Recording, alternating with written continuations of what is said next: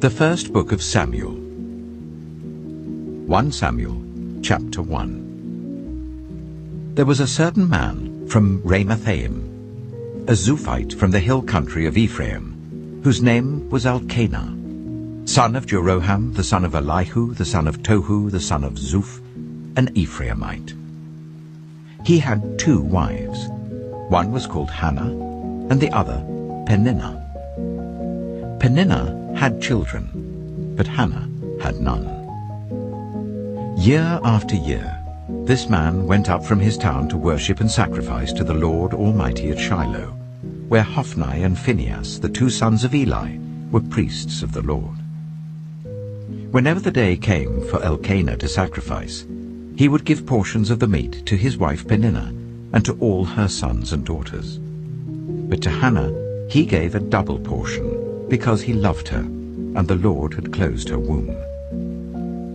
Because the Lord had closed Hannah's womb, her rival kept provoking her in order to irritate her. This went on year after year. Whenever Hannah went up to the house of the Lord, her rival provoked her till she wept and would not eat. Her husband, Elkanah, would say to her, "Hannah, why are you weeping? Why don't you eat? Why are you downhearted?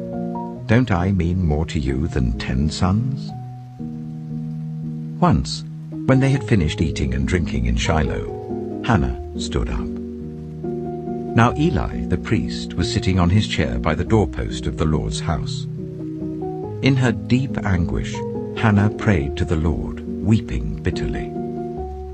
And she made a vow, saying, "Lord Almighty, if you will only look on your servant's misery and remember me, and not forget your servant, but give her a son, then I will give him to the Lord for all the days of his life, and no razor will ever be used on his head." As she kept on praying to the Lord, Eli observed her mouth. Hannah was praying in her heart, and her lips were moving, but her voice was not heard. Eli thought she was drunk and said to her, "How long are you going to stay drunk? Put away your wine." "Not so, my lord," Hannah replied. "I am a woman who is deeply troubled. I have not been drinking wine or beer. I was pouring out my soul to the Lord. Do not take your servant for a wicked woman. I have been praying here out of my great anguish and grief." Eli answered, "Go in peace, and may the God of Israel grant you what you have asked of him." She said, "May your servant find favor in your eyes." Then she went away and ate something, and her face was no longer downcast. Early the next morning they arose and worshipped before the Lord, and then went back to their home at Ramah. Elkanah made love to his wife Hannah, and the Lord remembered her. So in the course of time Hannah became pregnant and gave birth to a son. She named him Samuel, saying, "Because I asked the Lord for him." When her husband Elkanah went up with all his family to offer the annual sacrifice to the Lord and to fulfill his vow, Hannah did not go. She said to her husband, "After the boy is weaned, I will take him and present him before the Lord, and he will live there always." "Do what seems best to you," her husband Elkanah told her. "Stay here until you have weaned him. Only may the Lord make good his word." So the woman stayed at home and nursed her son until she had weaned him. After he was weaned, she took the boy with her, young as he was, along with a 3-year-old bull, an ephah of flour, and a skin of wine, and brought him to the house of the Lord at Shiloh. When the bull had been sacrificed, they brought the boy to Eli, and she said to him, "Pardon me, my lord. As surely as you live, I am the woman who stood here beside you praying to the Lord. I prayed for this child, and the Lord has granted me what I asked of him. So now I give him to the Lord. For his whole life he shall be given over to the Lord." And he worshipped the Lord there. 1 Samuel chapter 2. Then Hannah prayed and said, "My heart rejoices in the Lord. In the Lord my horn is lifted high. My mouth boasts over my enemies, for I delight in your deliverance. There is no one holy like the Lord. There is no one besides you. There is no rock like our God. Do not keep talking so proudly, or let your mouth speak such arrogance. For the Lord is a God who knows, and by him deeds are weighed. The bows of the warriors are broken, but those who stumbled are armed with strength. Those who are full hire themselves out for food, but those who are hungry no more. She who was barren has borne 7 children, but she who has had many sons pines away. The Lord brings death and makes alive. He brings down to the grave and raises up. The Lord sends poverty and wealth. He humbles and he exalts. He raises the poor from the dust and lifts the needy from the ash heap. He seats them with princes and makes them inherit a throne of honor. For the foundations of the earth are the Lord's. On them he has set the world. He will guard the feet of his faithful servants, but the wicked will be silenced in the place of darkness. It is not by strength that one prevails. Those who oppose the Lord will be broken. The Most High will thunder from heaven. The Lord will judge the ends of the earth. He will give strength to his king and exalt the horn of his anointed. Then Elkanah went home to Ramah, but the boy ministered before the Lord under Eli the priest. Eli's sons were scoundrels. They had no regard for the Lord. Now it was the practice of the priests that whenever any of the people offered a sacrifice, the priest's servant would come with a 3-pronged fork in his hand while the meat was being boiled, and would plunge the fork into the pan or kettle or cauldron or pot. Whatever the fork brought up, the priest would take for himself. This is how they treated all the Israelites who came to Shiloh. But even before the fat was burned, the priest's servant would come and say to the person who was sacrificing, "Give the priest some meat to roast. He won't accept boiled meat from you, but only raw." If the person said to him, "Let the fat be burned first, and then take whatever you want," the servant would answer, "No, hand it over now. If you don't, I'll take it by force." This sin of the young men was very great in the Lord's sight, for they were treating the Lord's offering with contempt. But Samuel was ministering before the Lord, a boy wearing a linen ephod. Each year his mother made him a little robe and took it to him, when she went up with her husband to offer the annual sacrifice. Eli would bless Elkanah and his wife, saying, "May the Lord give you children by this woman to take the place of the one she prayed for and gave to the Lord." Then they would go home. And the Lord was gracious to Hannah. She gave birth to 3 sons and 2 daughters. Meanwhile, the boy Samuel grew up in the presence of the Lord. Now Eli, who was very old, heard about everything his sons were doing to all Israel, and how they slept with the women who served at the entrance to the tent of meeting. So he said to them, "Why do you do such things? I hear from all the people about these wicked deeds of yours. No, my sons, the report I hear spreading among the Lord's people is not good. If one person sins against another, God may mediate for the offender. But if anyone sins against the Lord, who will intercede for them?" His sons, however, did not listen to their father's rebuke, for it was the Lord's will to put them to death. And the boy Samuel continued to grow in stature and in favor with the Lord and with people. Now a man of God came to Eli and said to him, "This is what the Lord says. Did I not clearly reveal myself to your ancestors' family when they were in Egypt under Pharaoh? I chose your ancestor out of all the tribes of Israel to be my priest, to go up to my altar, to burn incense, and to wear an ephod in my presence. I also gave your ancestors' family all the food offerings presented by the Israelites. Why do you scorn my sacrifice and offering that I prescribed for my dwelling? Why do you honor your sons more than me, by fattening yourselves on the choice parts of every offering made by my people Israel? Therefore the Lord, the God of Israel, declares, I promised that members of your family would minister before me forever. But now the Lord declares, far be it from me. Those who honor me, I will honor, but those who despise me will be disdained. The time is coming when I will cut short your strength and the strength of your priestly house, so that no one in it will reach old age, and you will see distress in my dwelling. Although good will be done to Israel, no one in your family line will ever reach old age. Every one of you that I do not cut off from serving at my altar, I will spare only to destroy your sight and sap your strength, and all your descendants will die in the prime of life. And what happens to your 2 sons, Hophni and Phinehas, will be assigned to you. They will both die on the same day. I will raise up for myself a faithful priest, who will do according to what is in my heart and mind.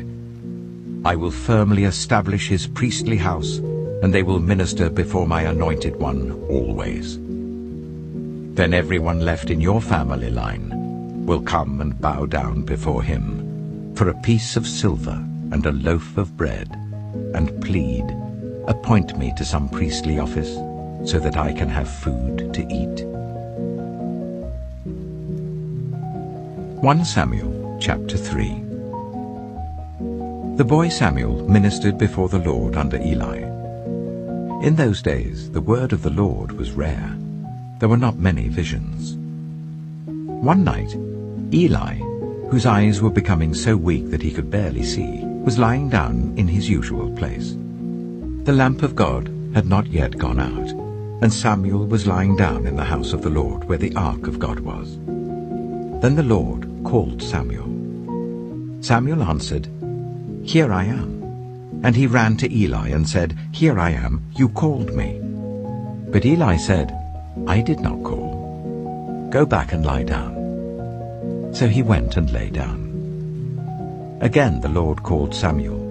Then Samuel got up and went to Eli and said, Here I am, you called me. My son, Eli said, I did not call. Go back and lie down. Now Samuel did not yet know the Lord. The word of the Lord had not yet been revealed to him. A third time the Lord called, Samuel. And Samuel got up and went to Eli and said, Here I am, you called me. Then Eli realized that the Lord was calling the boy. So Eli told Samuel, Go and lie down, and if he calls you, say, Speak, Lord, for your servant is listening. So Samuel went and lay down in his place. The Lord came and stood there, calling as at the other times, Samuel, Samuel. Then Samuel said, Speak, for your servant is listening. And the Lord said to Samuel, See, I am about to do something in Israel that will make the ears of everyone who hears about it tingle.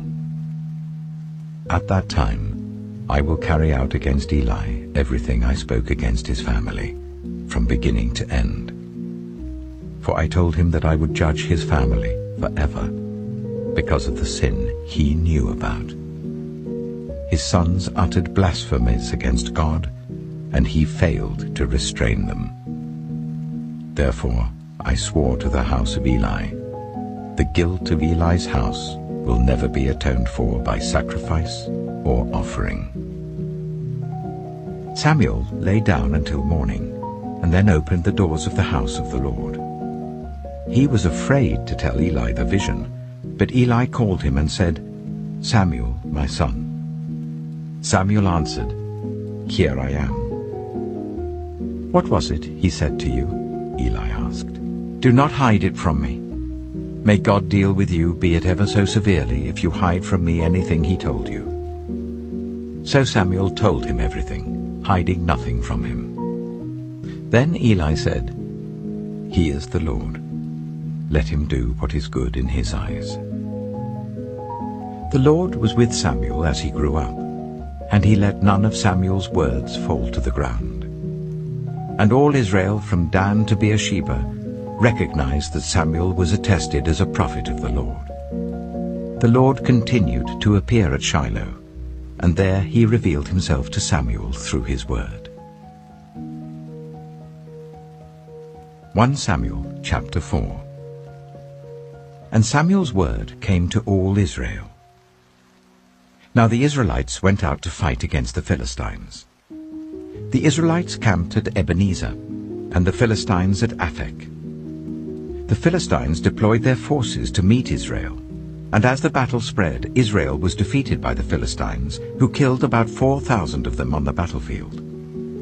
When the soldiers returned to camp, the elders of Israel asked, "Why did the Lord bring defeat on us today before the Philistines? Let us bring the ark of the Lord's covenant from Shiloh, so that he may go with us and save us from the hand of our enemies." So the people sent men to Shiloh, and they brought back the ark of the covenant of the Lord Almighty, who is enthroned between the cherubim. And Eli's 2 sons, Hophni and Phinehas, were there with the ark of the covenant of God.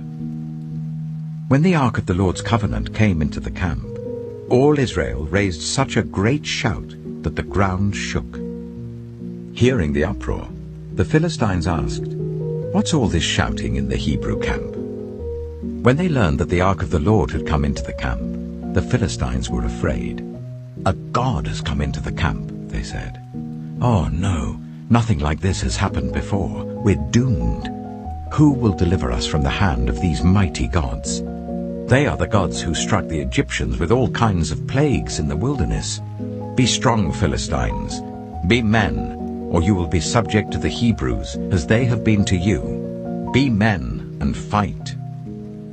So the Philistines fought, and the Israelites were defeated, and every man fled to his tent.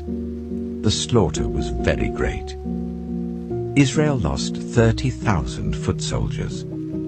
The ark of God was captured, and Eli's 2 sons, Hophni and Phinehas, died.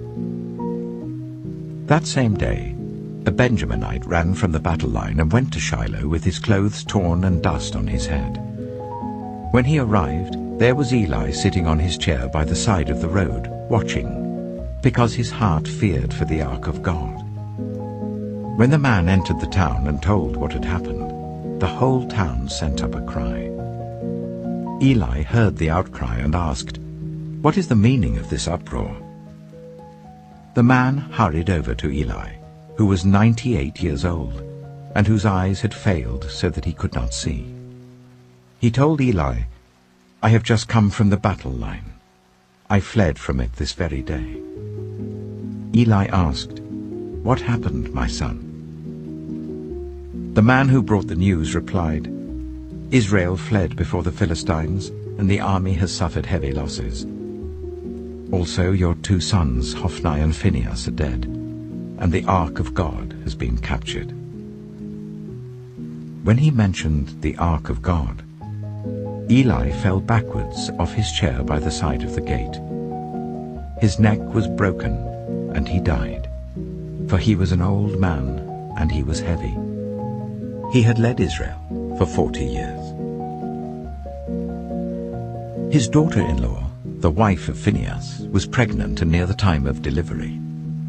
When she heard the news that the ark of God had been captured and that her father-in-law and her husband were dead, she went into labor and gave birth, but was overcome by her labor pains. As she was dying, the women attending her said, "Don't despair, you've given birth to a son." But she did not respond or pay any attention. She named the boy Ichabod, saying, "The glory has departed from Israel," because of the capture of the ark of God and the deaths of her father-in-law and her husband. She said, "The glory has departed from Israel, for the ark of God has been captured." 1 Samuel chapter 5. After the Philistines had captured the ark of God, they took it from Ebenezer to Ashdod.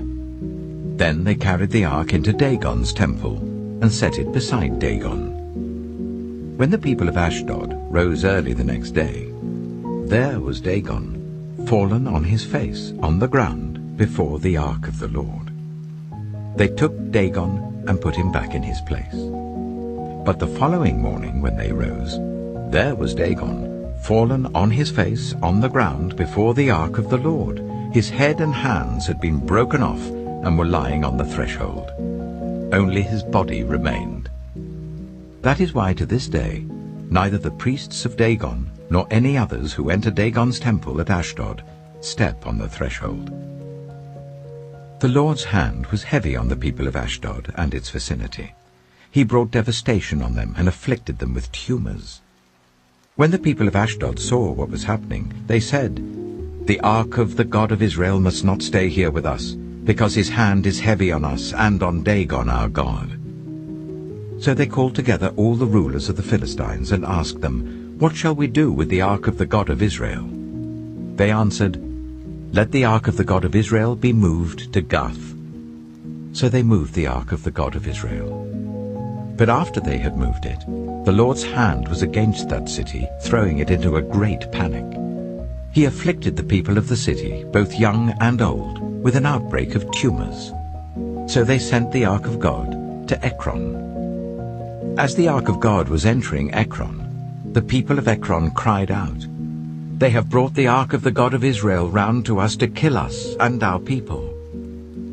So they called together all the rulers of the Philistines and said, "Send the ark of the God of Israel away. Let it go back to its own place, or it will kill us and our people." For death had filled the city with panic. God's hand was very heavy on it. Those who did not die were afflicted with tumors, and the outcry of the city went up to heaven. 1 Samuel chapter 6. When the ark of the Lord had been in Philistine territory for 7 months, the Philistines called for the priests and the diviners, and said, "What shall we do with the ark of the Lord? Tell us how we should send it back to its place." They answered, "If you return the ark of the God of Israel, do not send it back to him without a gift. By all means send a guilt offering to him. Then you will be healed, and you will know why his hand has not been lifted from you." The Philistines asked, "What guilt offering should we send to him?" They replied, 5 gold tumors and 5 gold rats, according to the number of the Philistine rulers, because the same plague has struck both you and your rulers. Make models of the tumors and of the rats that are destroying the country, and give glory to Israel's God. Perhaps he will lift his hand from you and your gods and your land. Why do you harden your hearts as the Egyptians and Pharaoh did? When Israel's God dealt harshly with them, did they not send the Israelites out so that they could go on their way? Now then, get a new cart ready, with 2 cows that have calved and have never been yoked. Hitch the cows to the cart, but take their calves away and pen them up. Take the ark of the Lord and put it on the cart, and in a chest beside it put the gold objects you are sending back to him as a guilt offering. Send it on its way, but keep watching it. If it goes up to its own territory, towards Beth Shemesh, then the Lord has brought this great disaster on us. But if it does not, then we shall know that it was not his hand that struck us, but that it happened to us by chance. So they did this. They took 2 such cows and hitched them to the cart and penned up their calves. They placed the ark of the Lord on the cart, and along with it the chest containing the gold rats and the models of the tumors. Then the cows went straight up towards Beth Shemesh, keeping on the road and lowing all the way. They did not turn to the right or to the left. The rulers of the Philistines followed them as far as the border of Beth Shemesh. Now the people of Beth Shemesh were harvesting their wheat in the valley, and when they looked up and saw the ark, they rejoiced at the sight. The ark came to the field of Joshua of Beth Shemesh, and there it stopped beside a large rock. The people chopped up the wood of the cart and sacrificed the cows as a burnt offering to the Lord. The Levites took down the ark of the Lord, together with the chest containing the gold objects, and placed them on the large rock. On that day, the people of Beth-shemesh offered burnt offerings and made sacrifices to the Lord. The 5 rulers of the Philistines saw all this, and then returned that same day to Ekron. These are the gold tumors the Philistines sent as a guilt offering to the Lord, 1 each for Ashdod, Gaza, Ashkelon, Gath, and Ekron. And the number of the gold rats was according to the number of Philistine towns belonging to the 5 rulers, the fortified towns with their country villages. The large rock on which the Levites set the ark of the Lord is a witness to this day in the field of Joshua of Beth-shemesh. But God struck down some of the inhabitants of Beth-shemesh, putting 70 of them to death because they looked into the ark of the Lord. The people mourned because of the heavy blow the Lord had dealt them. And the people of Beth-shemesh asked, "Who can stand in the presence of the Lord, this holy God? To whom will the ark go up from here?" Then they sent messengers to the people of Kiriath-jearim, saying, "The Philistines have returned the ark of the Lord. Come down and take it up to your town." 1 Samuel chapter 7. So the men of Kiriath-jearim came and took up the ark of the Lord. They brought it to Abinadab's house on the hill, and consecrated Eleazar his son to guard the ark of the Lord. The ark remained at Kiriath-jearim a long time, 20 years in all. Then all the people of Israel turned back to the Lord. So Samuel said to all the Israelites, "If you are returning to the Lord with all your hearts, then rid yourselves of the foreign gods and the Ashtoreths, and commit yourselves to the Lord and serve him only, and he will deliver you out of the hand of the Philistines." So the Israelites put away their Baals and Ashtoreths and served the Lord only. Then Samuel said, "Assemble all Israel at Mizpah, and I will intercede with the Lord for you." When they had assembled at Mizpah, they drew water and poured it out before the Lord. On that day they fasted, and there they confessed, "We have sinned against the Lord." Now Samuel was serving as leader of Israel at Mizpah. When the Philistines heard that Israel had assembled at Mizpah, the rulers of the Philistines came up to attack them. When the Israelites heard of it, they were afraid because of the Philistines. They said to Samuel, "Do not stop crying out to the Lord our God for us, that he may rescue us from the hand of the Philistines." Then Samuel took a suckling lamb and sacrificed it as a whole burnt offering to the Lord. He cried out to the Lord on Israel's behalf, and the Lord answered him. While Samuel was sacrificing the burnt offering, the Philistines drew near to engage Israel in battle. But that day the Lord thundered with loud thunder against the Philistines, and threw them into such a panic that they were routed before the Israelites. The men of Israel rushed out of Mizpah and pursued the Philistines, slaughtering them along the way to a point below Beth-kar. Then Samuel took a stone and set it up between Mizpah and Shen. He named it Ebenezer, saying, "Thus far the Lord has helped us." So the Philistines were subdued, and they stopped invading Israel's territory. Throughout Samuel's lifetime, the hand of the Lord was against the Philistines.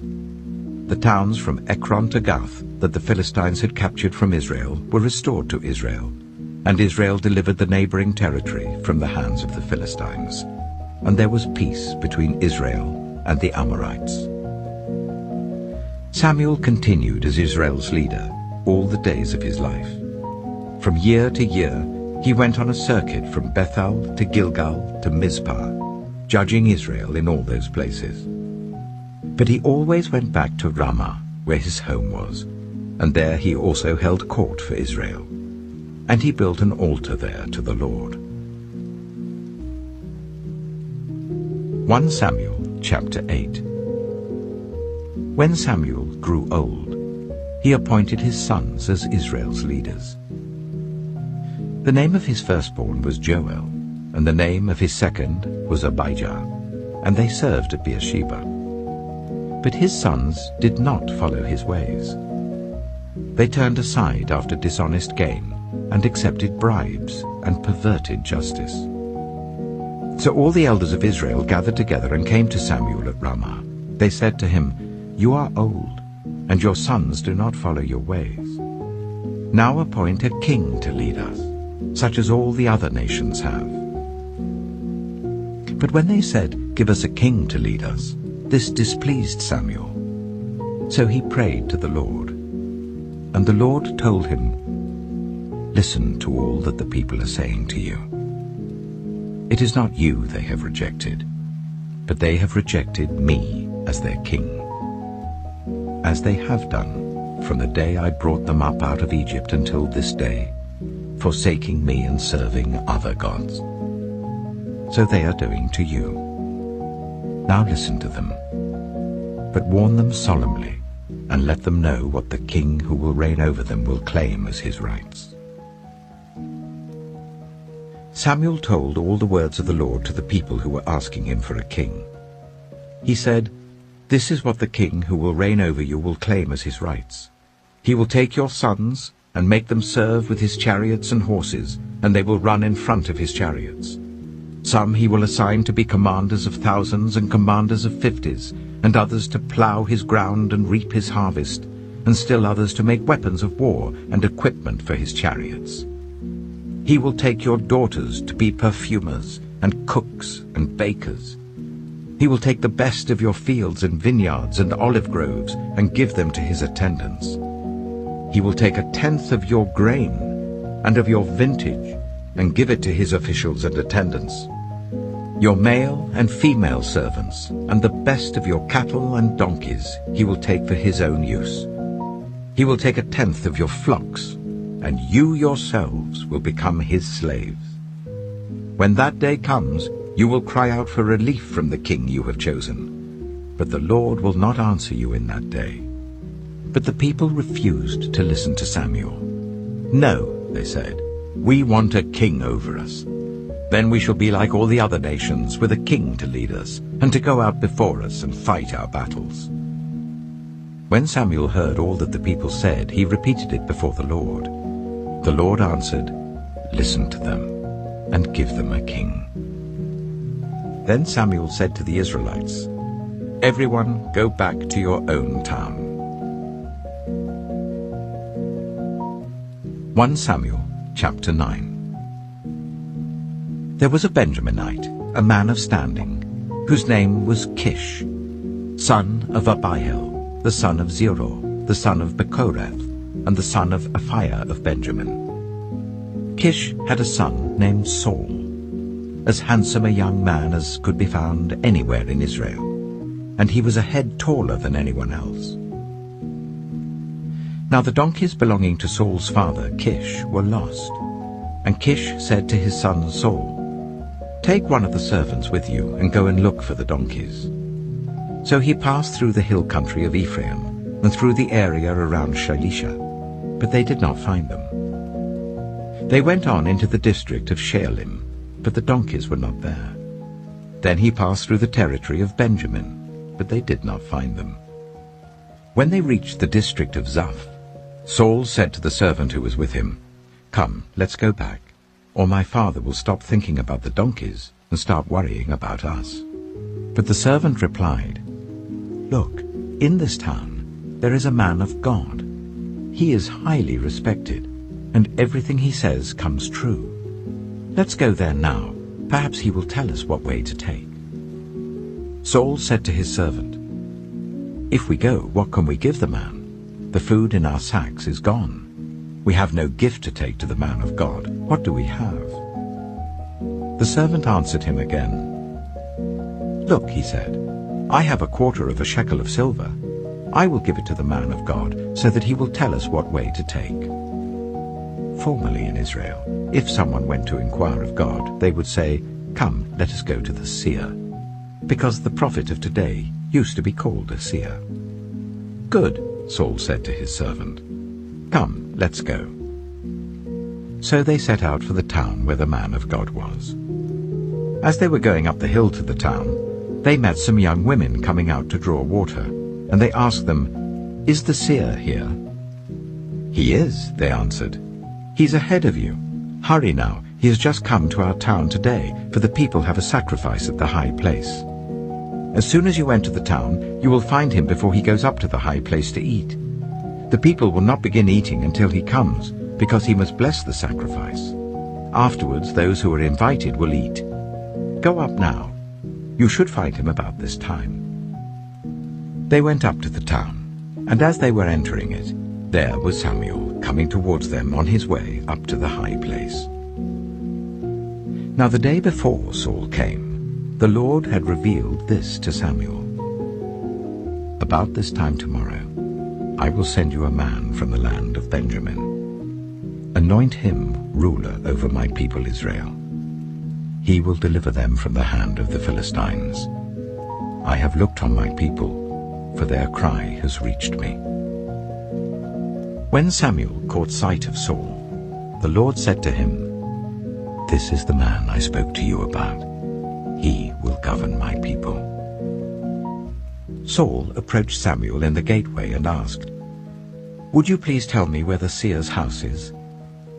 "I am the seer," Samuel replied. "Go up ahead of me to the high place, for today you are to eat with me. And in the morning I will send you on your way and will tell you all that is in your heart. As for the donkeys you lost 3 days ago, do not worry about them. They have been found. And to whom is all the desire of Israel turned, if not to you and your whole family line?" Saul answered, "But am I not a Benjaminite, from the smallest tribe of Israel? And is not my clan the least of all the clans of the tribe of Benjamin? Why do you say such a thing to me?" Then Samuel brought Saul and his servant into the hall, and seated them at the head of those who were invited, about 30 in number. Samuel said to the cook, "Bring the piece of meat I gave you, the one I told you to lay aside." So the cook took up the thigh with what was on it, and set it in front of Saul. Samuel said, "Here is what has been kept for you. Eat, because it was set aside for you for this occasion, from the time I said, 'I have invited guests.'" And Saul dined with Samuel that day. After they came down from the high place to the town, Samuel talked with Saul on the roof of his house. They rose about daybreak, and Samuel called to Saul on the roof, "Get ready, and I will send you on your way." When Saul got ready, he and Samuel went outside together.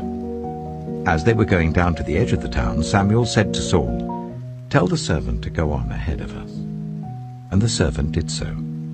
"But you stay here for a while, so that I may give you a message from God." 1 Samuel chapter 10. Then Samuel took a flask of olive oil and poured it on Saul's head and kissed him, saying, "Has not the Lord anointed you ruler over his inheritance? When you leave me today, you will meet 2 men near Rachel's tomb at Zelzah, on the border of Benjamin. They will say to you, 'The donkeys you set out to look for have been found.' And now your father has stopped thinking about them and is worried about you. He is asking, 'What shall I do about my son?' Then you will go on from there until you reach the great tree of Tabor. 3 men going up to worship God at Bethel will meet you there. One will be carrying 3 young goats, another 3 loaves of bread, and another a skin of wine. They will greet you and offer you 2 loaves of bread, which you will accept from them. After that, you will go to Gibeah of God, where there is a Philistine outpost. As you approach the town, you will meet a procession of prophets coming down from the high place, with lyres, tambourines, pipes, and harps being played before them, and they will be prophesying. The Spirit of the Lord will come powerfully upon you, and you will prophesy with them, and you will be changed into a different person. Once these signs are fulfilled, do whatever your hand finds to do, for God is with you. Go down ahead of me to Gilgal. I will surely come down to you to sacrifice burnt offerings and fellowship offerings. But you must wait 7 days until I come to you and tell you what you are to do." As Saul turned to leave Samuel, God changed Saul's heart, and all these signs were fulfilled that day. When he and his servant arrived at Gibeah, a procession of prophets met him. The Spirit of God came powerfully upon him, and he joined in their prophesying. When all those who had formerly known him saw him prophesying with the prophets, they asked each other, "What is this that has happened to the son of Kish? Is Saul also among the prophets?" A man who lived there answered, "And who is their father?" So it became a saying, "Is Saul also among the prophets?" After Saul stopped prophesying, he went to the high place. Now Saul's uncle asked him and his servant, "Where have you been?" "Looking for the donkeys," he said. "But when we saw they were not to be found, we went to Samuel." Saul's uncle said, "Tell me what Samuel said to you." Saul replied, "He assured us that the donkeys had been found." But he did not tell his uncle what Samuel had said about the kingship. Samuel summoned the people of Israel to the Lord at Mizpah and said to them, "This is what the Lord, the God of Israel, says. I brought Israel up out of Egypt, and I delivered you from the power of Egypt and all the kingdoms that oppressed you. But you have now rejected your God, who saves you out of all your disasters and calamities. And you have said, 'No, appoint a king over us.' So now present yourselves before the Lord by your tribes and clans." When Samuel had made all Israel come forward by tribes, the tribe of Benjamin was taken by lot. Then he brought forward the tribe of Benjamin clan by clan, and Matri's clan was taken. Finally, Saul, son of Kish, was taken. But when they looked for him, he was not to be found. So they inquired further of the Lord, "Has the man come here yet?" And the Lord said, "Yes, he has hidden himself among the supplies." They ran and brought him out, and as he stood among the people, he was a head taller than any of the others. Samuel said to all the people, "Do you see the man the Lord has chosen? There is no one like him among all the people." Then the people shouted, "Long live the king!" Samuel explained to the people the rights and duties of kingship. He wrote them down on a scroll and deposited it before the Lord. Then Samuel dismissed the people to go to their own homes. Saul also went to his home in Gibeah, accompanied by valiant men whose hearts God had touched.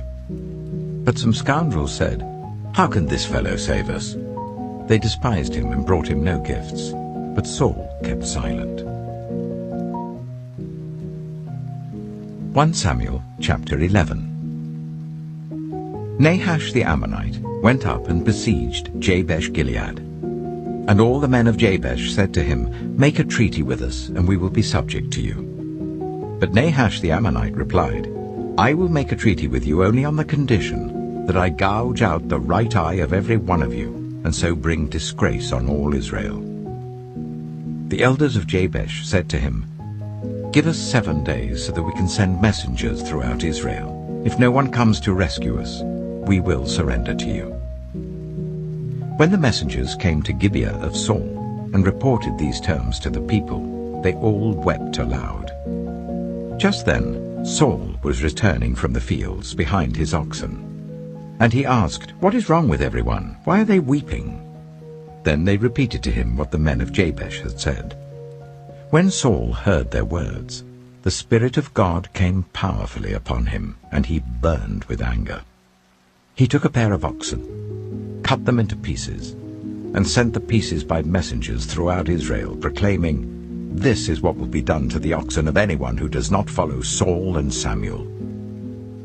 Then the terror of the Lord fell on the people, and they came out together as one.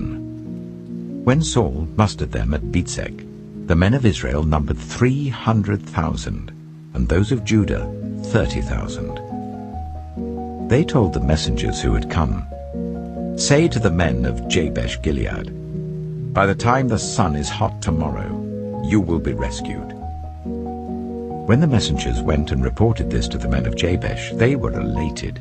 They said to the Ammonites, Tomorrow we will surrender to you, and you can do to us whatever you like." The next day, Saul separated his men into 3 divisions. During the last watch of the night, they broke into the camp of the Ammonites and slaughtered them until the heat of the day. Those who survived were scattered, so that no 2 of them were left together. The people then said to Samuel, "Who was it that asked, 'Shall Saul reign over us?' Turn these men over to us, so that we may put them to death." But Saul said, "No one will be put to death today, for this day the Lord has rescued Israel." Then Samuel said to the people, "Come, let us go to Gilgal, and there renew the kingship." So all the people went to Gilgal, and made Saul king in the presence of the Lord. There they sacrificed fellowship offerings before the Lord, and Saul and all the Israelites held a great celebration. 1 Samuel chapter 12. Samuel said to all Israel, "I have listened to everything you said to me, and have set a king over you. Now you have a king as your leader. As for me, I am old and grey, and my sons are here with you. I have been your leader from my youth until this day. Here I stand. Testify against me in the presence of the Lord and his anointed. Whose ox have I taken? Whose donkey have I taken? Whom have I cheated? Whom have I oppressed? From whose hand have I accepted a bribe to make me shut my eyes? If I have done any of these things, I will make it right." "You have not cheated or oppressed us," they replied. "You have not taken anything from anyone's hand." Samuel said to them, "The Lord is witness against you, and also his anointed is witness this day, that you have not found anything in my hand." "He is witness," they said. Then Samuel said to the people, "It is the Lord who appointed Moses and Aaron, and brought your ancestors up out of Egypt. Now then, stand here, because I'm going to confront you with evidence before the Lord as to all the righteous acts performed by the Lord for you and your ancestors. After Jacob entered Egypt, they cried to the Lord for help, and the Lord sent Moses and Aaron, who brought your ancestors out of Egypt and settled them in this place. But they forgot the Lord their God.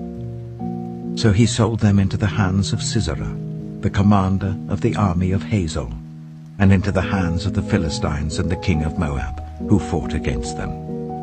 They cried out to the Lord and said, "We have sinned. We have forsaken the Lord and served the Baals and the Ashtoreths. But now deliver us from the hands of our enemies, and we will serve you." Then the Lord sent Jerubbaal, Barak, Jephthah, and Samuel, and he delivered you from the hands of your enemies all around you, so that you lived in safety. But when you saw that Nahash, king of the Ammonites, was moving against you, you said to me, "No, we want a king to rule over us, even though the Lord your God was your king. Now, here is the king you have chosen, the one you asked for. See, the Lord has set a king over you. If you fear the Lord and serve and obey him and do not rebel against his commands, and if both you and the king who reigns over you follow the Lord your God, good. But if you do not obey the Lord, and if you rebel against his commands, his hand will be against you as it was against your ancestors. Now then, stand still and see this great thing the Lord is about to do before your eyes. Is not wheat harvest now? I will call on the Lord to send thunder and rain, and you will realize what an evil thing you did in the eyes of the Lord when you asked for a king." Then Samuel called on the Lord, and that same day the Lord sent thunder and rain. So all the people stood in awe of the Lord and of Samuel. The people all said to Samuel, "Pray to the Lord your God for your servants, so that we will not die. For we have added to all our other sins the evil of asking for a king." "Do not be afraid," Samuel replied. "You have done all this evil. Yet do not turn away from the Lord, but serve the Lord with all your heart. Do not turn away after useless idols. They can do you no good, nor can they rescue you, because they are useless. For the sake of his great name, the Lord will not reject his people, because the Lord was pleased to make you his own. As for me, far be it from me that I should sin against the Lord by failing to pray for you. And I will teach you the way that is good and right. But be sure to fear the Lord and serve him faithfully with all your heart. Consider what great things he has done for you. Yet, if you persist in doing evil, both you and your king will perish." 1 Samuel chapter 13. Saul was 30 years old when he became king, and he reigned over Israel for 42 years. Saul chose 3,000 men from Israel. 2,000 were with him at Michmash in the hill country of Bethel, and 1,000 were with Jonathan at Gibeah in Benjamin. The rest of the men he sent back to their homes. Jonathan attacked the Philistine outpost at Geba, and the Philistines heard about it. Then Saul had the trumpet blown throughout the land and said, "Let the Hebrews hear." So all Israel heard the news.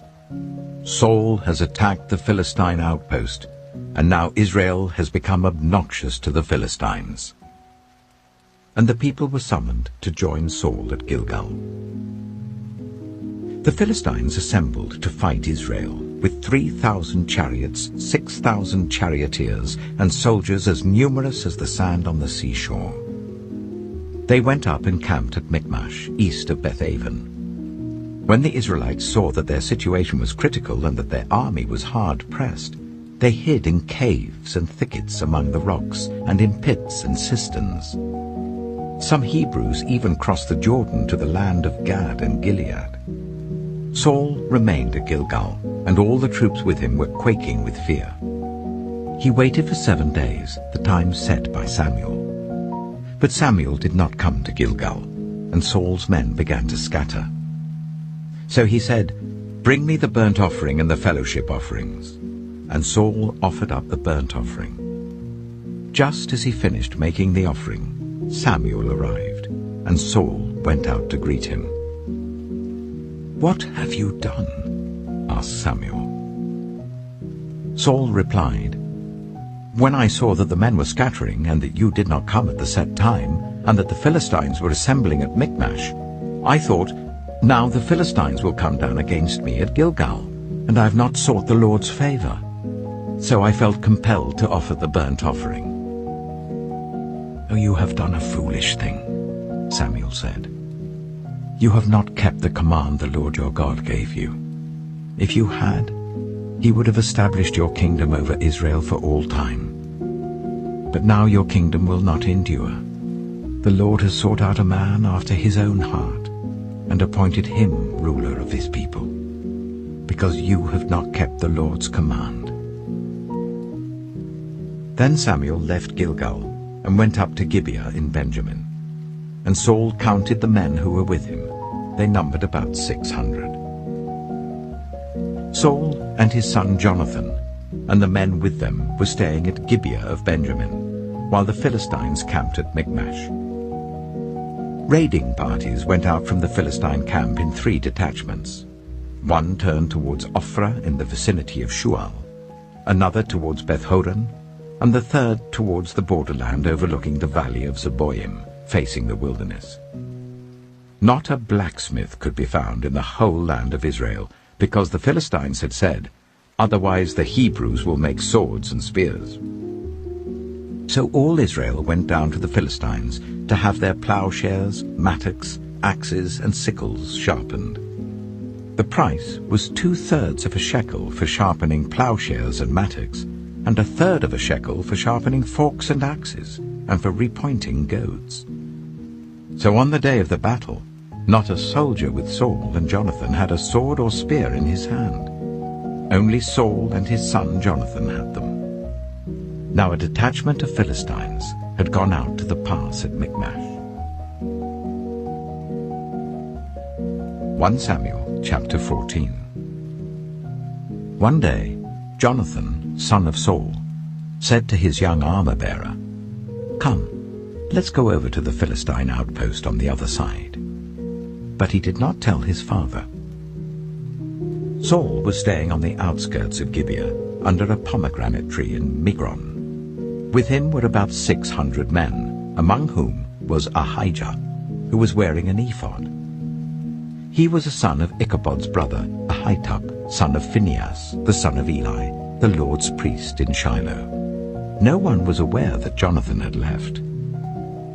On each side of the pass that Jonathan intended to cross to reach the Philistine outpost was a cliff. One was called Bozez, and the other Seneh. One cliff stood to the north towards Michmash, the other to the south towards Geba. Jonathan said to his young armor-bearer, "Come, let's go over to the outpost of those uncircumcised men. Perhaps the Lord will act on our behalf. Nothing can hinder the Lord from saving, whether by many or by few." "Do all that you have in mind," his armor-bearer said. "Go ahead. I am with you, heart and soul." Jonathan said, "Come on then. We will cross over towards them and let them see us. If they say to us, 'Wait there until we come to you,' we will stay where we are and not go up to them. But if they say, 'Come up to us,' we will climb up, because that will be our sign that the Lord has given them into our hands." So both of them showed themselves to the Philistine outpost. "Look," said the Philistines, "the Hebrews are crawling out of the holes they were hiding in." The men of the outpost shouted to Jonathan and his armor-bearer, "Come up to us and we'll teach you a lesson." So Jonathan said to his armor-bearer, "Climb up after me. The Lord has given them into the hand of Israel." Jonathan climbed up using his hands and feet, with his armor-bearer right behind him. The Philistines fell before Jonathan, and his armor-bearer followed and killed behind him. In that first attack, Jonathan and his armor-bearer killed some 20 men in an area of about half an acre. Then panic struck the whole army, those in the camp and field and those in the outposts and raiding parties, and the ground shook. It was a panic sent by God. Saul's lookouts at Gibeah in Benjamin saw the army melting away in all directions. Then Saul said to the men who were with him, "Muster the forces and see who has left us." When they did, it was Jonathan and his armor-bearer who were not there. Saul said to Ahijah, "Bring the ark of God." At that time it was with the Israelites. While Saul was talking to the priest, the tumult in the Philistine camp increased more and more. So Saul said to the priest, "Withdraw your hand." Then Saul and all his men assembled and went to the battle. They found the Philistines in total confusion, striking each other with their swords. Those Hebrews who had previously been with the Philistines and had gone up with them to their camp went over to the Israelites who were with Saul and Jonathan.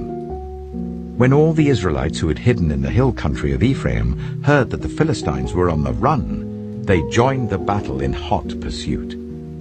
So on that day the Lord saved Israel, and the battle moved on beyond Beth-aven. Now the Israelites were in distress that day, because Saul had bound the people under an oath, saying, "Cursed be anyone who eats food before evening comes, before I have avenged myself on my enemies." So none of the troops tasted food. The entire army entered the woods, and there was honey on the ground. When they went into the woods, they saw the honey oozing out. Yet no one put his hand to his mouth because they feared the oath. But Jonathan had not heard that his father had bound the people with the oath, so he reached out the end of the staff that was in his hand and dipped it into the honeycomb. He raised his hand to his mouth, and his eyes brightened. Then one of the soldiers told him, Your father bound the army under a strict oath, saying, 'Cursed be anyone who eats food today.' That is why the men are faint." Jonathan said, "My father has made trouble for the country. See how my eyes brightened when I tasted a little of this honey. How much better it would have been if the men had eaten today some of the plunder they took from their enemies.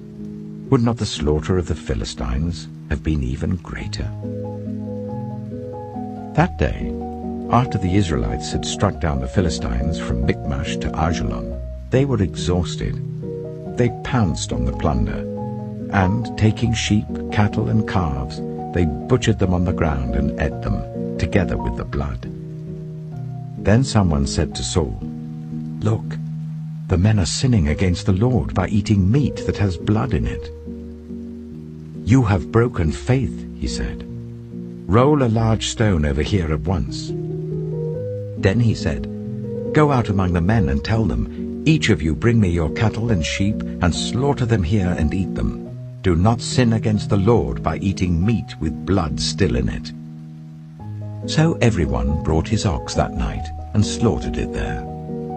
Then Saul built an altar to the Lord. It was the first time he had done this. Saul said, "Let us go down and pursue the Philistines by night and plunder them till dawn, and let us not leave one of them alive." "Do whatever seems best to you," they replied. But the priest said, "Let us inquire of God here." So Saul asked God, "Shall I go down and pursue the Philistines? Will you give them into Israel's hand?" But God did not answer him that day. Saul therefore said, "Come here, all you who are leaders of the army, and let us find out what sin has been committed today. As surely as the Lord who rescues Israel lives, even if the guilt lies with my son Jonathan, he must die." But not one of them said a word. Saul then said to all the Israelites, "You stand over there. I and Jonathan my son will stand over here." "Do what seems best to you," they replied. Then Saul prayed to the Lord, the God of Israel, "Why have you not answered your servant today? If the fault is in me or my son Jonathan, respond with Urim. But if the men of Israel are at fault, respond with Thummim." Jonathan and Saul were taken by lot, and the men were cleared. Saul said, "Cast the lot between me and Jonathan my son." And Jonathan was taken. Then Saul said to Jonathan, "Tell me what you have done." So Jonathan told him, "I tasted a little honey with the end of my staff, and now I must die?" Saul said, "May God deal with me, be it ever so severely, if you do not die, Jonathan." But the men said to Saul, "Should Jonathan die? He who has brought about this great deliverance in Israel? Never. As surely as the Lord lives, not a hair of his head shall fall to the ground, for he did this today with God's help." So the men rescued Jonathan, and he was not put to death. Then Saul stopped pursuing the Philistines, and they withdrew to their own land. After Saul had assumed rule over Israel, he fought against their enemies on every side: Moab, the Ammonites, Edom, the kings of Zobah, and the Philistines. Wherever he turned, he inflicted punishment on them. He fought valiantly and defeated the Amalekites, delivering Israel from the hands of those who had plundered them. Saul's sons were Jonathan, Ishvi, and Malchishua. The name of his elder daughter was Merab, and that of the younger was Michal. His wife's name was Ahinoam, daughter of Ahimaaz. The name of the commander of Saul's army was Abner, son of Ner, and Ner was Saul's uncle. Saul's father, Kish, and Abner's father, Ner, were sons of Abiel. All the days of Saul there was bitter war with the Philistines, and whenever Saul saw a mighty or brave man, he took him into his service. 1 Samuel chapter 15. Samuel said to Saul, I am the one the Lord sent to anoint you king over his people Israel. So listen now to the message from the Lord. This is what the Lord Almighty says. I will punish the Amalekites for what they did to Israel when they waylaid them as they came up from Egypt. Now go, attack the Amalekites, and totally destroy all that belongs to them. Do not spare them. Put to death men and women, children and infants, cattle and sheep, camels and donkeys. So Saul summoned the men and mustered them at Telaim, 200,000 foot soldiers and 10,000 from Judah. Saul went to the city of Amalek and set an ambush in the ravine. Then he said to the Kenites, Go away, leave the Amalekites, so that I do not destroy you along with them. For you showed kindness to all the Israelites when they came up out of Egypt. So the Kenites moved away from the Amalekites. Then Saul attacked the Amalekites all the way from Havilah to Shur, near the eastern border of Egypt. He took Agag, king of the Amalekites, alive, and all his people he totally destroyed with the sword. But Saul and the army spared Agag, and the best of the sheep and cattle, the fat calves and lambs, everything that was good. These they were unwilling to destroy completely, but everything that was despised and weak they totally destroyed. Then the word of the Lord came to Samuel. I regret that I have made Saul king, because he has turned away from me and has not carried out my instructions. Samuel was angry, and he cried out to the Lord all that night. Early in the morning, Samuel got up and went to meet Saul, but he was told, Saul has gone to Carmel. There he has set up a monument in his own honor, and has turned and gone on down to Gilgal.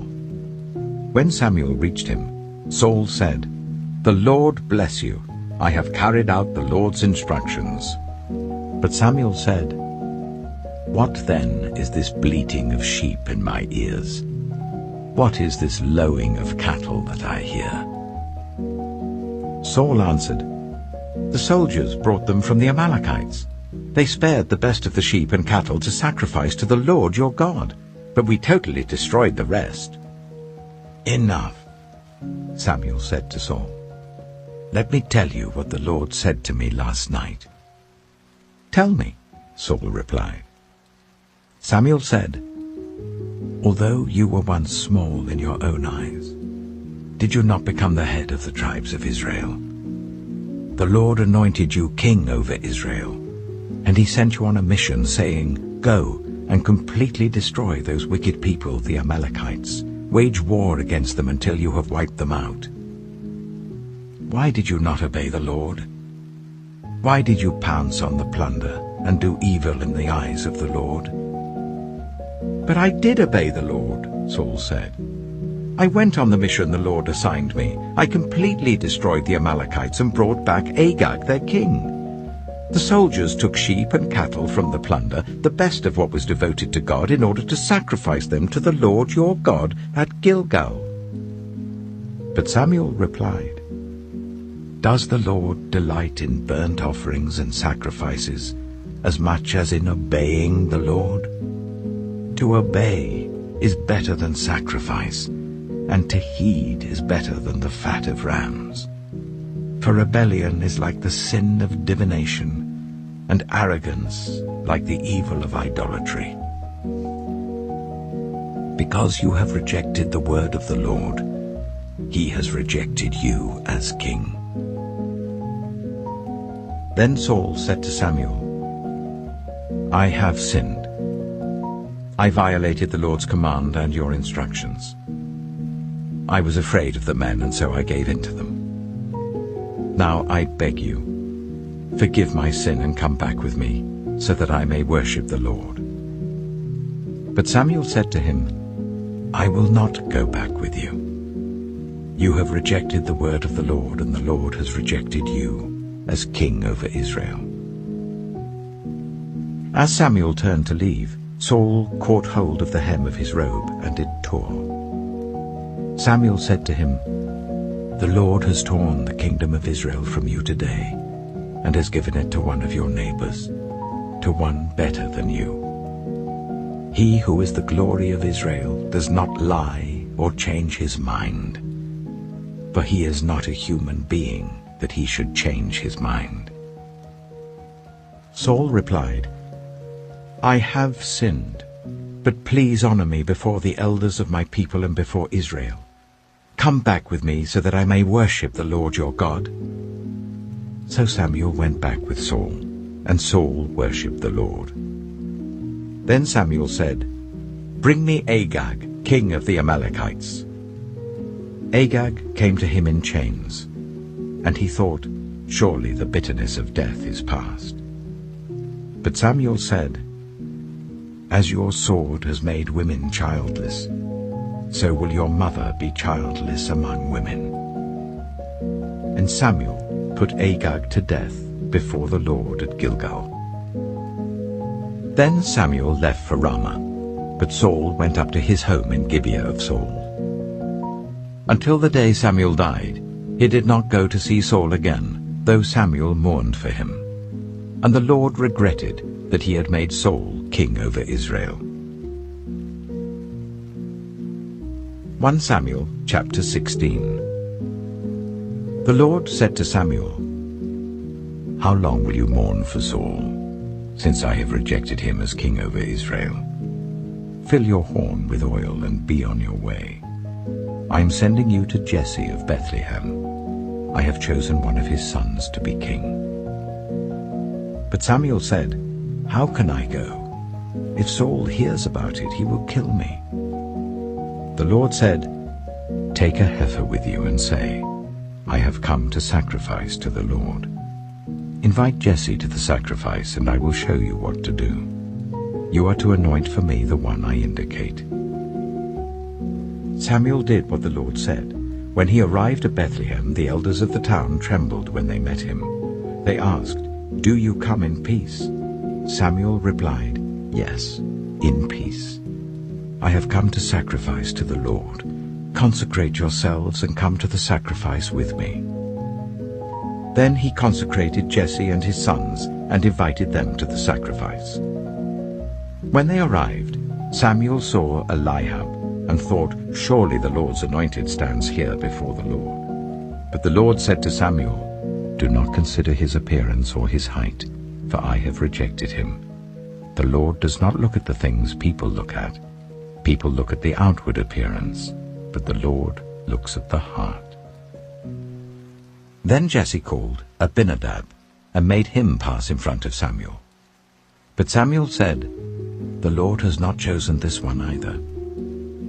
Jesse then made Shammah pass by, but Samuel said, Nor has the Lord chosen this one. Jesse made 7 of his sons pass before Samuel, but Samuel said to him, The Lord has not chosen these. So he asked Jesse, Are these all the sons you have? There is still the youngest, Jesse answered. He's tending the sheep. Samuel said, Send for him. We will not sit down until he arrives. So he sent for him and had him brought in. He was glowing with health and had a fine appearance and handsome features. Then the Lord said, Rise and anoint him. This is the one. So Samuel took the horn of oil and anointed him in the presence of his brothers. And from that day on, the Spirit of the Lord came powerfully upon David. Samuel then went to Ramah. Now the Spirit of the Lord had departed from Saul, and an evil spirit from the Lord tormented him. Saul's attendants said to him, See, an evil spirit from God is tormenting you. Let our Lord command his servants here to search for someone who can play the lyre. He will play when the evil spirit from God comes on you, and you will feel better. So Saul said to his attendants, Find someone who plays well and bring him to me. One of the servants answered, I've seen a son of Jesse of Bethlehem who knows how to play the lyre. He is a brave man and a warrior. He speaks well and is a fine-looking man, and the Lord is with him. Then Saul sent messengers to Jesse and said, Send me your son David who is with the sheep. So Jesse took a donkey loaded with bread, a skin of wine, and a young goat, and sent them with his son David to Saul. David came to Saul and entered his service. Saul liked him very much, and David became one of his armor-bearers. Then Saul sent word to Jesse, saying, "Allow David to remain in my service, for I am pleased with him." Whenever the Spirit from God came on Saul, David would take up his lyre and play. Then relief would come to Saul. He would feel better, and the evil spirit would leave him. 1 Samuel chapter 17. Now the Philistines gathered their forces for war, and assembled at Socoh in Judah. They pitched camp at Ephes-dammim, between Socoh and Azekah. Saul and the Israelites assembled and camped in the valley of Elah, and drew up their battle line to meet the Philistines. The Philistines occupied one hill, and the Israelites another, with the valley between them. A champion named Goliath, who was from Gath, came out of the Philistine camp. His height was 6 cubits and a span. He had a bronze helmet on his head, and wore a coat of scale armor of bronze, weighing 5,000 shekels. On his legs he wore bronze greaves, and a bronze javelin was slung on his back. His spear shaft was like a weaver's rod, and its iron point weighed 600 shekels. His shield-bearer went ahead of him. Goliath stood and shouted to the ranks of Israel, "Why do you come out and line up for battle? Am I not a Philistine, and are you not the servants of Saul? Choose a man and let him come down to me. If he is able to fight and kill me, we will become your subjects. But if I overcome him and kill him, you will become our subjects and serve us." Then the Philistine said, "This day I defy the armies of Israel. Give me a man and let us fight each other." On hearing the Philistines' words, Saul and all the Israelites were dismayed and terrified. Now David was the son of an Ephrathite named Jesse, who was from Bethlehem in Judah. Jesse had 8 sons, and in Saul's time he was very old. Jesse's 3 eldest sons had followed Saul to the war. The firstborn was Eliab, the second Abinadab, and the third Shammah. David was the youngest. The 3 eldest followed Saul, but David went back and forth from Saul to tend his father's sheep at Bethlehem. For 40 days the Philistine came forward every morning and evening and took his stand. Now Jesse said to his son David, "Take this ephah of roasted grain and these 10 loaves of bread for your brothers and hurry to their camp.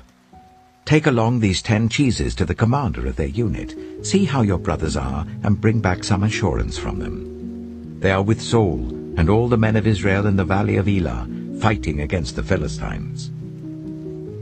Early in the morning, David left the flock in the care of a shepherd, loaded up and set out as Jesse had directed. He reached the camp as the army was going out to its battle positions, shouting the war cry. Israel and the Philistines were drawing up their lines facing each other. David left his things with the keeper of supplies, ran to the battle lines, and asked his brothers how they were. As he was talking with them, Goliath, the Philistine champion from Gath, stepped out from his lines and shouted his usual defiance, and David heard it. Whenever the Israelites saw the man, they all fled from him in great fear. Now the Israelites had been saying, "Do you see how this man keeps coming out? He comes out to defy Israel. The king will give great wealth to the man who kills him. He will also give him his daughter in marriage, and will exempt his family from taxes in Israel."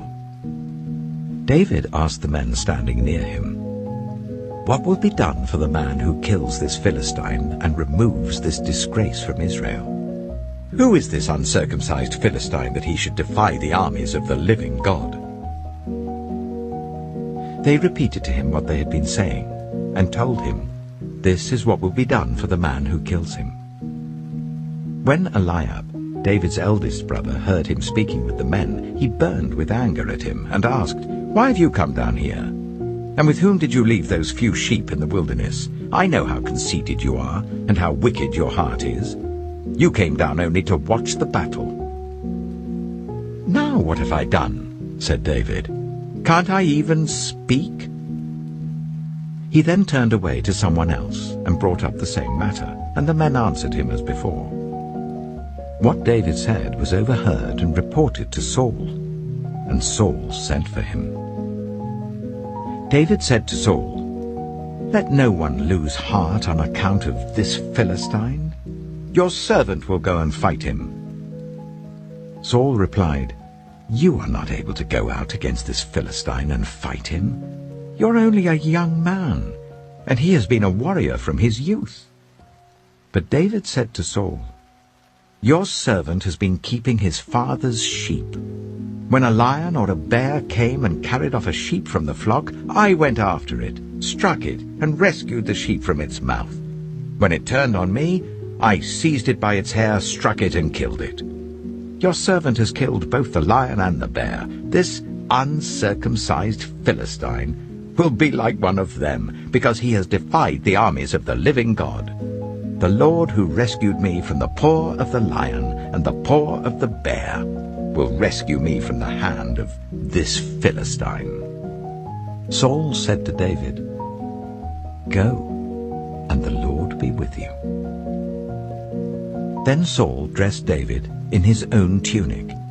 He put a coat of armor on him and a bronze helmet on his head. David fastened on his sword over the tunic and tried walking around because he was not used to them. "I cannot go in these," he said to Saul, "because I'm not used to them." So he took them off. Then he took his staff in his hand, chose 5 smooth stones from the stream, put them in the pouch of his shepherd's bag, and with his sling in his hand, approached the Philistine. Meanwhile, the Philistine, with his shield-bearer in front of him, kept coming closer to David.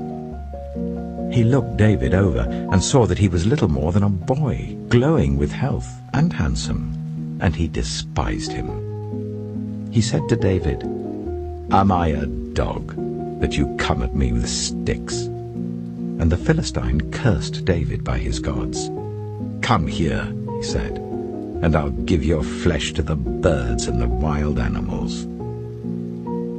David said to the Philistine, "You come against me with sword and spear and javelin, but I come against you in the name of the Lord Almighty, the God of the armies of Israel, whom you have defied.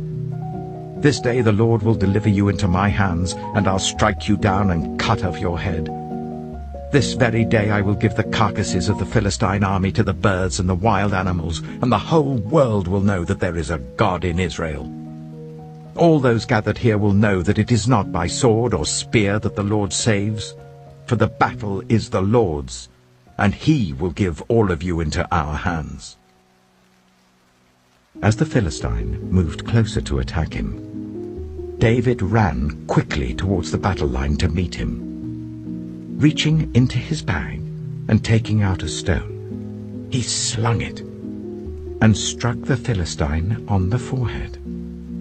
The stone sank into his forehead, and he fell face down on the ground. So David triumphed over the Philistine with a sling and a stone. Without a sword in his hand, he struck down the Philistine and killed him. David ran and stood over him. He took hold of the Philistine's sword and drew it from the sheath. After he killed him, he cut off his head with the sword. When the Philistines saw that their hero was dead, they turned and ran. Then the men of Israel and Judah surged forward with a shout and pursued the Philistines to the entrance of Gath and to the gates of Ekron. Their dead was strewn along the Shearaim road to Gath and Ekron. When the Israelites returned from chasing the Philistines, they plundered their camp. David took the Philistine's head and brought it to Jerusalem. He put the Philistines' weapons in his own tent. As Saul watched David going out to meet the Philistine, he said to Abner, commander of the army, "Abner, whose son is that young man?" Abner replied, "As surely as you live, your majesty, I don't know." The king said, "Find out whose son this young man is." As soon as David returned from killing the Philistine, Abner took him and brought him before Saul, with David still holding the Philistine's head. "Whose son are you, young man?" Saul asked him. David said, "I am the son of your servant Jesse of Bethlehem." 1 Samuel chapter 18. After David had finished talking with Saul, Jonathan became one in spirit with David, and he loved him as himself. From that day, Saul kept David with him and did not let him return home to his family. And Jonathan made a covenant with David because he loved him as himself. Jonathan took off the robe he was wearing and gave it to David, along with his tunic and even his sword, his bow, and his belt. Whatever mission Saul sent him on, David was so successful that Saul gave him a high rank in the army. This pleased all the troops and Saul's officers as well. When the men were returning home after David had killed the Philistine, the women came out from all the towns of Israel to meet King Saul, with singing and dancing, with joyful songs, with tambourines and lyres. As they danced, they sang, "Saul has slain his thousands, and David his tens of thousands." Saul was very angry. This refrain displeased him greatly. "They have credited David with tens of thousands," he thought, "but me with only thousands. What more can he get but the kingdom?" And from that time on, Saul kept a close eye on David. The next day, an evil spirit from God came forcefully on Saul. He was prophesying in his house while David was playing the lyre, as he usually did. Saul had a spear in his hand, and he hurled it, saying to himself, "I'll pin David to the wall." But David eluded him twice. Saul was afraid of David, because the Lord was with David, but had departed from Saul. So he sent David away from him and gave him command over 1,000 men. And David led the troops in their campaigns. In everything he did, he had great success, because the Lord was with him. When Saul saw how successful he was afraid of him. But all Israel and Judah loved David, because he led them in their campaigns. Saul said to David, "Here is my elder daughter, Merab. I will give her to you in marriage. Only serve me bravely and fight the battles of the Lord." For Saul said to himself, "I will not raise a hand against him. Let the Philistines do that." But David said to Saul, "Who am I, and what is my family or my clan in Israel, that I should become the king's son-in-law?" So when the time came for Merab, Saul's daughter, to be given to David, she was given in marriage to Adriel of Meholah. Now Saul's daughter Michal was in love with David, and when they told Saul about it, he was pleased. "I will give her to him," he thought, "so that she may be a snare to him, and so that the hand of the Philistines may be against him." So Saul said to David, "Now you have a second opportunity to become my son-in-law." Then Saul ordered his attendants, "Speak to David privately and say, 'Look, the king likes you, and his attendants all love you. Now become his son-in-law.'" They repeated these words to David, but David said, "Do you think it is a small matter to become the king's son-in-law? I'm only a poor man and little known." When Saul's servants told him what David had said, Saul replied, "Say to David, 'The king wants no other price for the bride than 100 Philistine foreskins to take revenge on his enemies.'" Saul's plan was for David to fall by the hands of the Philistines. When the attendants told David these things, he was pleased to become the king's son-in-law. So before the allotted time elapsed, David took his men with him and went out and killed 200 Philistines and brought back their foreskins. They counted out the full number to the king so that David might become the king's son-in-law. Then Saul gave him his daughter Michal in marriage. When Saul realized that the Lord was with David and that his daughter Michal loved David, Saul became still more afraid of him, and he remained his enemy for the rest of his days. The Philistine commanders continued to go out to battle, and as often as they did, David met with more success than the rest of Saul's officers, and his name became well known. 1 Samuel chapter 19. Saul told his son Jonathan and all the attendants to kill David. But Jonathan had taken a great liking to David and warned him, "My father Saul is looking for a chance to kill you. Be on your guard tomorrow morning. Go into hiding and stay there. I will go out and stand with my father in the field where you are. I'll speak to him about you and will tell you what I find out." Jonathan spoke well of David to Saul his father and said to him, "Let not the king do wrong to his servant David. He has not wronged you. And what he has done has benefited you greatly. He took his life in his hands when he killed the Philistine. The Lord won a great victory for all Israel, and you saw it and were glad. Why then would you do wrong to an innocent man like David by killing him for no reason?" Saul listened to Jonathan and took this oath, "As surely as the Lord lives, David will not be put to death." So Jonathan called David and told him the whole conversation. He brought him to Saul, and David was with Saul as before. Once more, war broke out, and David went out and fought the Philistines. He struck them with such force that they fled before him. But an evil spirit from the Lord came on Saul as he was sitting in his house with his spear in his hand. While David was playing the lyre, Saul tried to pin him to the wall with his spear, but David eluded him as Saul drove the spear into the wall. That night, David made good his escape. Saul sent men to David's house to watch it and to kill him in the morning.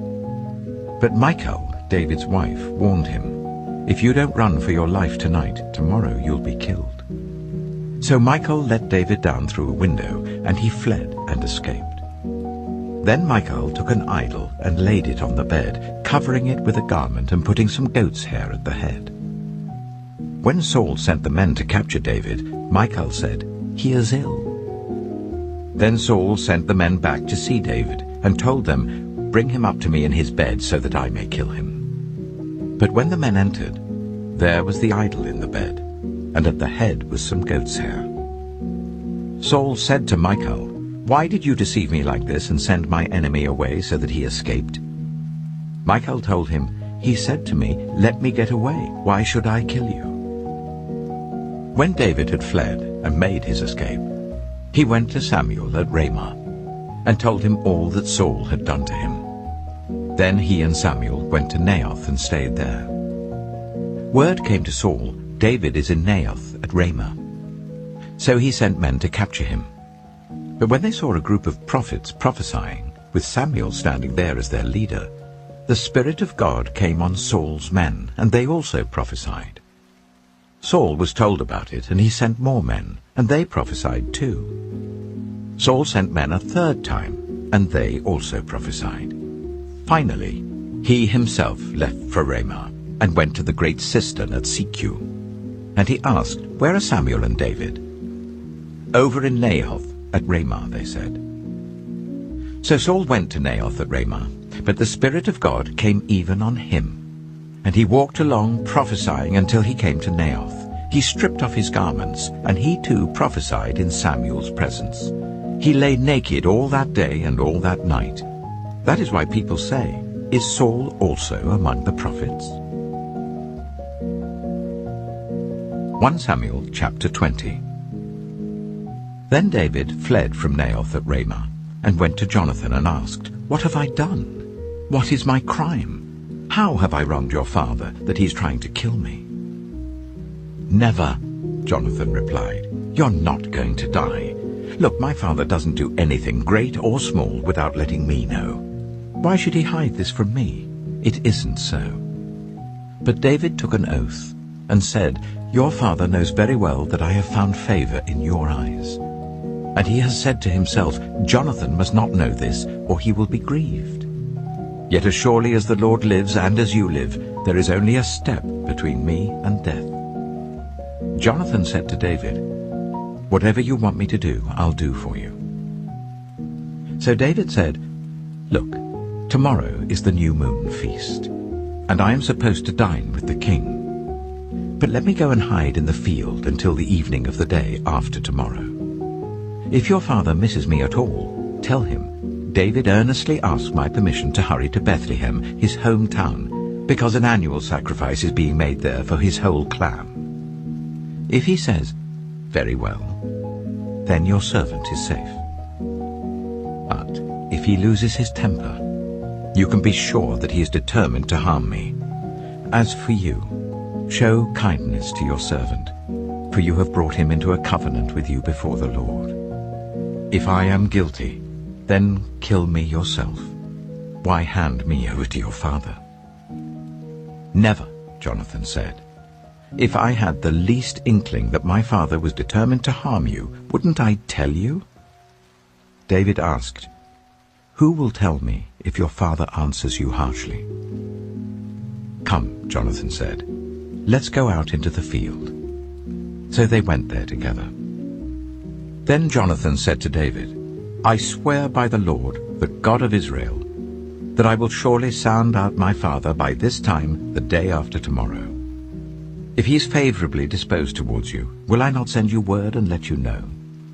But if my father intends to harm you, may the Lord deal with me, be it ever so severely, if I do not let you know and send you away in peace. May the Lord be with you, as he has been with my father. But show me unfailing kindness like the Lord's kindness as long as I live, so that I may not be killed. And do not ever cut off your kindness from my family, not even when the Lord has cut off every one of David's enemies from the face of the earth." So Jonathan made a covenant with the house of David, saying, "May the Lord call David's enemies to account." And Jonathan made David reaffirm his oath out of love for him, because he loved him as he loved himself. Then Jonathan said to David, "Tomorrow is the new moon feast. You will be missed, because your seat will be empty. The day after tomorrow, towards evening, go to the place where you hid when this trouble began, and wait by the stone easel. I will shoot 3 arrows to the side of it, as though I were shooting at a target. Then I will send a boy and say, 'Go find the arrows.' If I say to him, 'Look, the arrows are on this side of you, bring them here,' then come, because as surely as the Lord lives, you are safe, there is no danger. But if I say to the boy, 'Look, the arrows are beyond you,' then you must go, because the Lord has sent you away. And about the matter you and I discussed, remember, the Lord is witness between you and me forever." So David hid in the field. And when the new moon feast came, the king sat down to eat. He sat in his customary place by the wall, opposite Jonathan, and Abner sat next to Saul, but David's place was empty. Saul said nothing that day, for he thought something must have happened to David to make him ceremonially unclean. Surely he is unclean. But the next day, the second day of the month, David's place was empty again. Then Saul said to his son Jonathan, "Why hasn't the son of Jesse come to the meal, either yesterday or today?"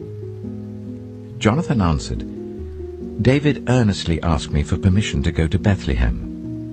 He said, 'Let me go because our family is observing a sacrifice in the town, and my brother has ordered me to be there. If I have found favor in your eyes, let me go to see my brothers.' That is why he has not come to the king's table."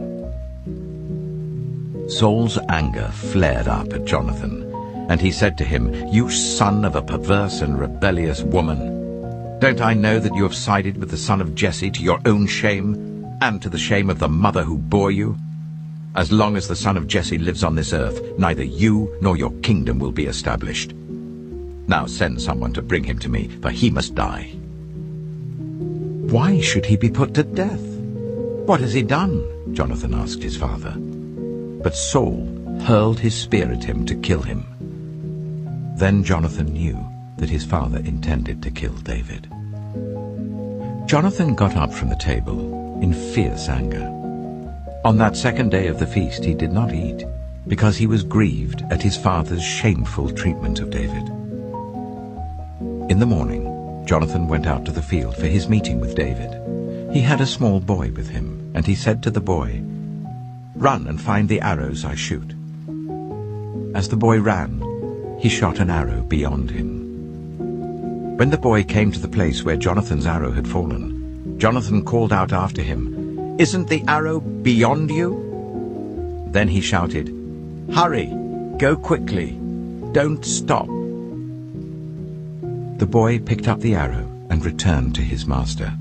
The boy knew nothing about all this, only Jonathan and David knew. Then Jonathan gave his weapons to the boy and said, "Go, carry them back to town." After the boy had gone, David got up from the south side of the stone and bowed down before Jonathan 3 times with his face to the ground. Then they kissed each other and wept together. But David wept the most. Jonathan said to David, "Go in peace, for we have sworn friendship with each other in the name of the Lord, saying, 'The Lord is witness between you and me, and between your descendants and my descendants forever.'" Then David left, and Jonathan went back to the town.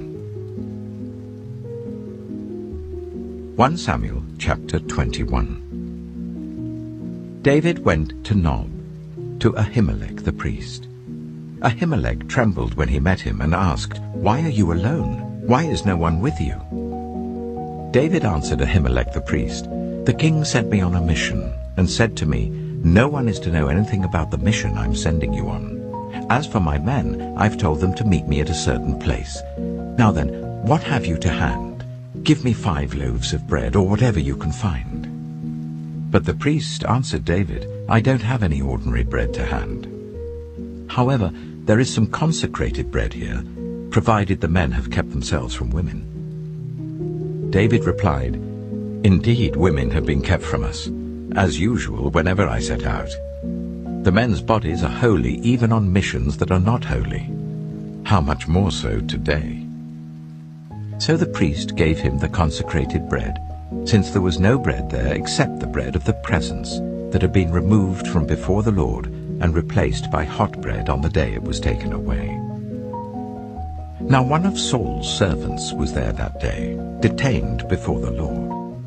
He was Doeg, the Edomite, Saul's chief shepherd. David asked Ahimelech, "Don't you have a spear or sword here?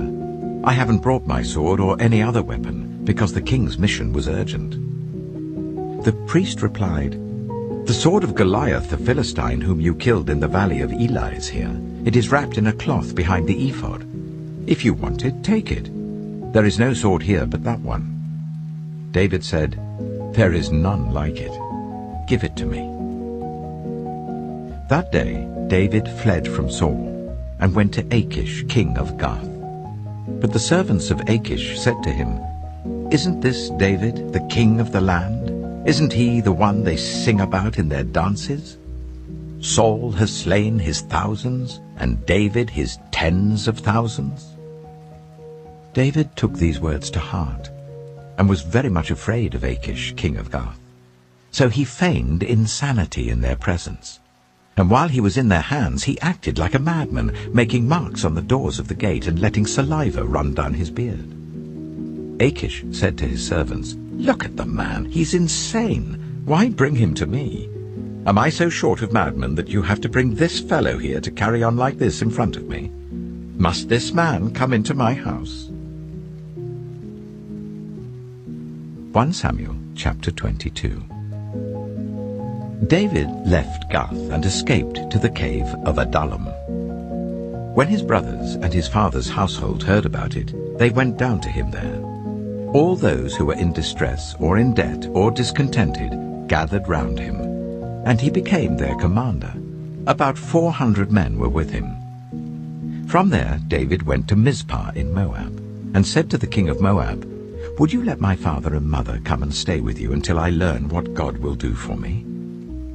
So he left them with the king of Moab, and they stayed with him as long as David was in the stronghold. But the prophet Gad said to David, "Do not stay in the stronghold. Go into the land of Judah." So David left and went to the forest of Hereth. Now Saul heard that David and his men had been discovered, and Saul was seated, spear in hand, under the tamarisk tree on the hill at Gibeah, with all his officials standing at his side. He said to them, "Listen, men of Benjamin. Will the son of Jesse give all of you fields and vineyards? Will he make all of you commanders of thousands and commanders of hundreds? Is that why you've all conspired against me? No one tells me when my son makes a covenant with the son of Jesse.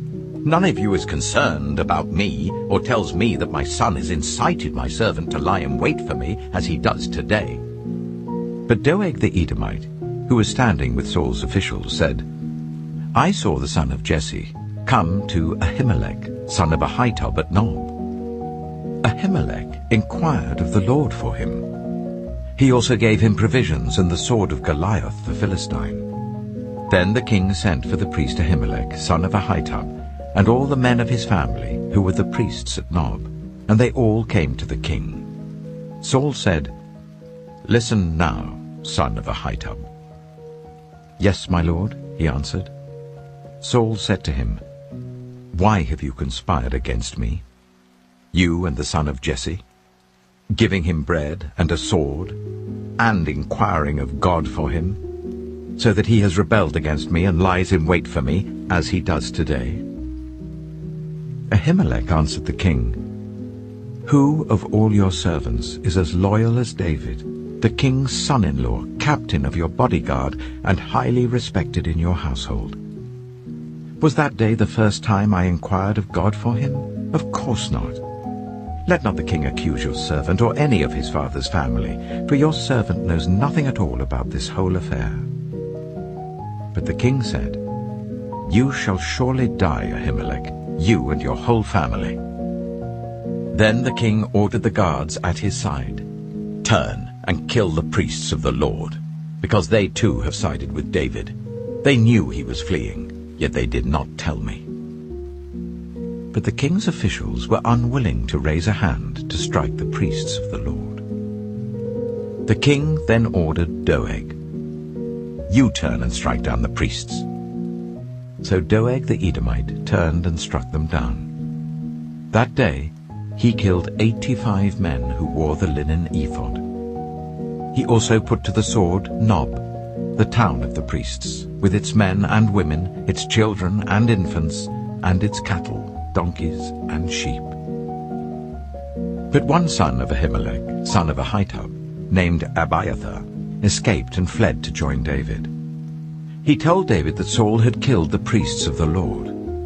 Then David said to Abiathar, "That day, when Doeg the Edomite was there, I knew he would be sure to tell Saul. I am responsible for the death of your whole family. Stay with me, don't be afraid. The man who wants to kill you is trying to kill me too. You will be safe with me." 1 Samuel chapter 23. When David was told, "Look, the Philistines are fighting against Keilah and are looting the threshing floors," he inquired of the Lord, saying, "Shall I go and attack these Philistines?" The Lord answered him, "Go, attack the Philistines, and save Keilah." But David's men said to him, "Here in Judah we are afraid. How much more then if we go to Keilah against the Philistine forces?" Once again David inquired of the Lord, and the Lord answered him, "Go down to Keilah, for I am going to give the Philistines into your hand." So David and his men went to Keilah, fought the Philistines and carried off their livestock. He inflicted heavy losses on the Philistines and saved the people of Keilah. Now Abiathar, son of Ahimelech, had brought the ephod down with him when he fled to David at Keilah. Saul was told that David had gone to Keilah, and he said, "God has delivered him into my hands, for David has imprisoned himself by entering a town with gates and bars." And Saul called up all his forces for battle, to go down to Keilah to besiege David with his men. When David learned that Saul was plotting against him, he said to Abiathar the priest, "Bring the ephod." David said, "Lord God of Israel, your servant has heard definitely that Saul plans to come to Keilah and destroy the town on account of me. Will the citizens of Keilah surrender me to him? Will Saul come down as your servant has heard? Lord God of Israel, tell your servant." And the Lord said, "He will." Again David asked, "Will the citizens of Keilah surrender me and my men to Saul?" And the Lord said, "They will." So David and his men, about 600 in number, left Keilah and kept moving from place to place. When Saul was told that David had escaped from Keilah, he did not go there. David stayed in the wilderness strongholds and in the hills of the desert of Ziph. Day after day Saul searched for him, but God did not give David into his hands. While David was at Horesh in the desert of Ziph, he learned that Saul had come out to take his life, and Saul's son Jonathan went to David at Horesh and helped him to find strength in God. "Don't be afraid," he said. "My father Saul will not lay a hand on you. You shall be king over Israel, and I will be second to you.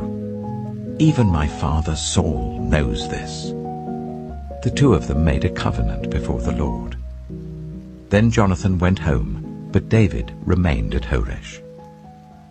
The Ziphites went up to Saul at Gibeah and said, "Is not David hiding among us in the strongholds at Horesh, on the hill of Keilah, south of Jeshimon? Now, your majesty, come down whenever it pleases you to do so, and we will be responsible for giving him into your hands." Saul replied, "The Lord bless you for your concern for me. Go and get more information. Find out where David usually goes and who has seen him there. They tell me he's very crafty. Find out about all the hiding places he uses and come back to me with definite information. Then I will go with you. If he is in the area, I will track him down among all the clans of Judah." So they set out and went to Ziph, ahead of Saul. Now David and his men were in the desert of Maon, in the Arabah south of Jeshimon. Saul and his men began to search, and when David was told about it, he went down to the rock and stayed in the desert of Maon. When Saul heard this, he went into the desert of Maon in pursuit of David. Saul was going along one side of the mountain, and David and his men were on the other side, hurrying to get away from Saul. As Saul and his forces were closing in on David and his men to capture them, a messenger came to Saul, saying, "Come quickly, the Philistines are raiding the land." Then Saul broke off his pursuit of David and went to meet the Philistines. That is why they call this place Selah Hamalakoth. And David went up from there and lived in the strongholds of En-Gedi. 1 Samuel chapter 24. After Saul returned from pursuing the Philistines, he was told, "David is in the desert of En-Gedi." So Saul took 3,000 able young men from all Israel and set out to look for David and his men near the crags of the wild goats. He came to the sheepfolds along the way. A cave was there, and Saul went in to relieve himself. David and his men were far back in the cave. The men said, "This is the day the Lord spoke of when he said to you, 'I will give your enemy into your hands for you to deal with as you wish.'" Then David crept up unnoticed and cut off a corner of Saul's robe. Afterwards, David was conscience-stricken for having cut off a corner of his robe. He said to his men, "The Lord forbid that I should do such a thing to my master, the Lord's anointed, or lay my hand on him. For he is the anointed of the Lord." With these words David sharply rebuked his men, and did not allow them to attack Saul. And Saul left the cave and went his way. Then David went out of the cave and called out to Saul, "My lord the king." When Saul looked behind him, David bowed down and prostrated himself with his face to the ground. He said to Saul, "Why do you listen when men say, 'David is bent on harming you'? This day you have seen with your own eyes how the Lord gave you into my hands in the cave.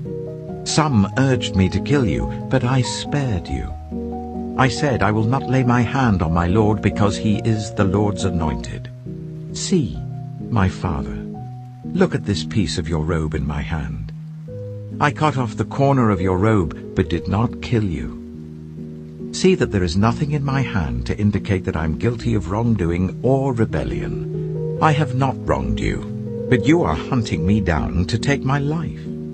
May the Lord judge between you and me, and may the Lord avenge the wrongs you have done to me, but my hand will not touch you. As the old saying goes, from evildoers come evil deeds, so my hand will not touch you. Against whom has the king of Israel come out? Who are you pursuing? A dead dog? A flea? May the Lord be our judge and decide between us. May he consider my cause and uphold it. May he vindicate me by delivering me from your hand."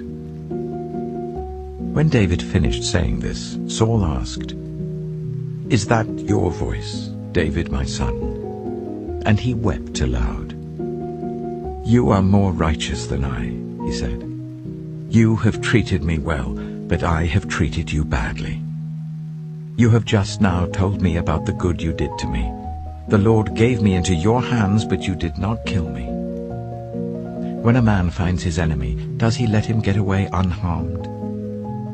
May the Lord reward you well for the way you've treated me today. I know that you will surely be king, and that the kingdom of Israel will be established in your hands. Now swear to me by the Lord that you will not kill off my descendants or wipe out my name from my father's family." So David gave his oath to Saul. Then Saul returned home, but David and his men went up to the stronghold. 1 Samuel chapter 25. Now Samuel died, and all Israel assembled and mourned for him, and they buried him at his home in Ramah. Then David moved down into the desert of Paran. A certain man in Maon, who had property there at Carmel, was very wealthy. He had 1,000 goats and 3,000 sheep, which he was shearing in Carmel. His name was Nabal, and his wife's name was Abigail. She was an intelligent and beautiful woman, but her husband was surly and mean in his dealings. He was a Calebite.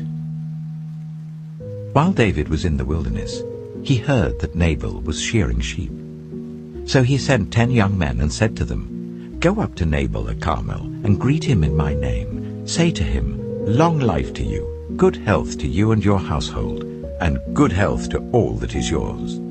Now I hear that it is sheep shearing time. When your shepherds were with us, we did not ill-treat them, and the whole time they were at Carmel, nothing of theirs was missing. Ask your own servants, and they will tell you. Therefore be favorable towards my men, since we come at a festive time. Please give your servants and your son David whatever you can find for them." When David's men arrived, they gave Nabal this message in David's name. Then they waited.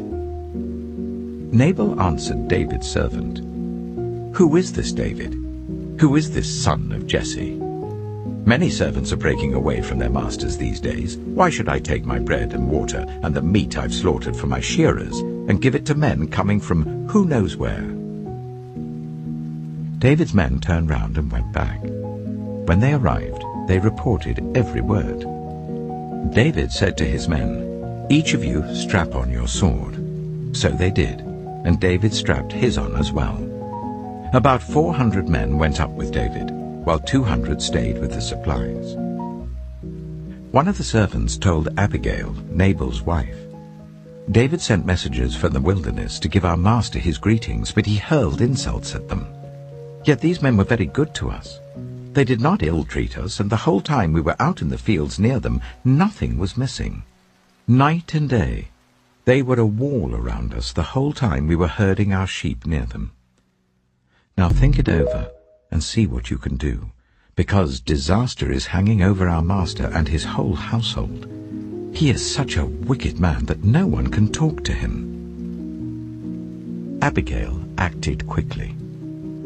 She took 200 loaves of bread, 2 skins of wine, 5 dressed sheep, 5 seahs of roasted grain, 100 cakes of raisins, and 200 cakes of pressed figs, and loaded them on donkeys. Then she told her servants, "Go on ahead, I'll follow you." But she did not tell her husband Nabal. As she came riding on her donkey into a mountain ravine, there were David and his men descending towards her, and she met them. David had just said, "It's been useless, all my watching over this fellow's property in the wilderness, so that nothing of his was missing. He has paid me back evil for good. May God deal with David, be it ever so severely, if by morning I leave alive one male of all who belong to him."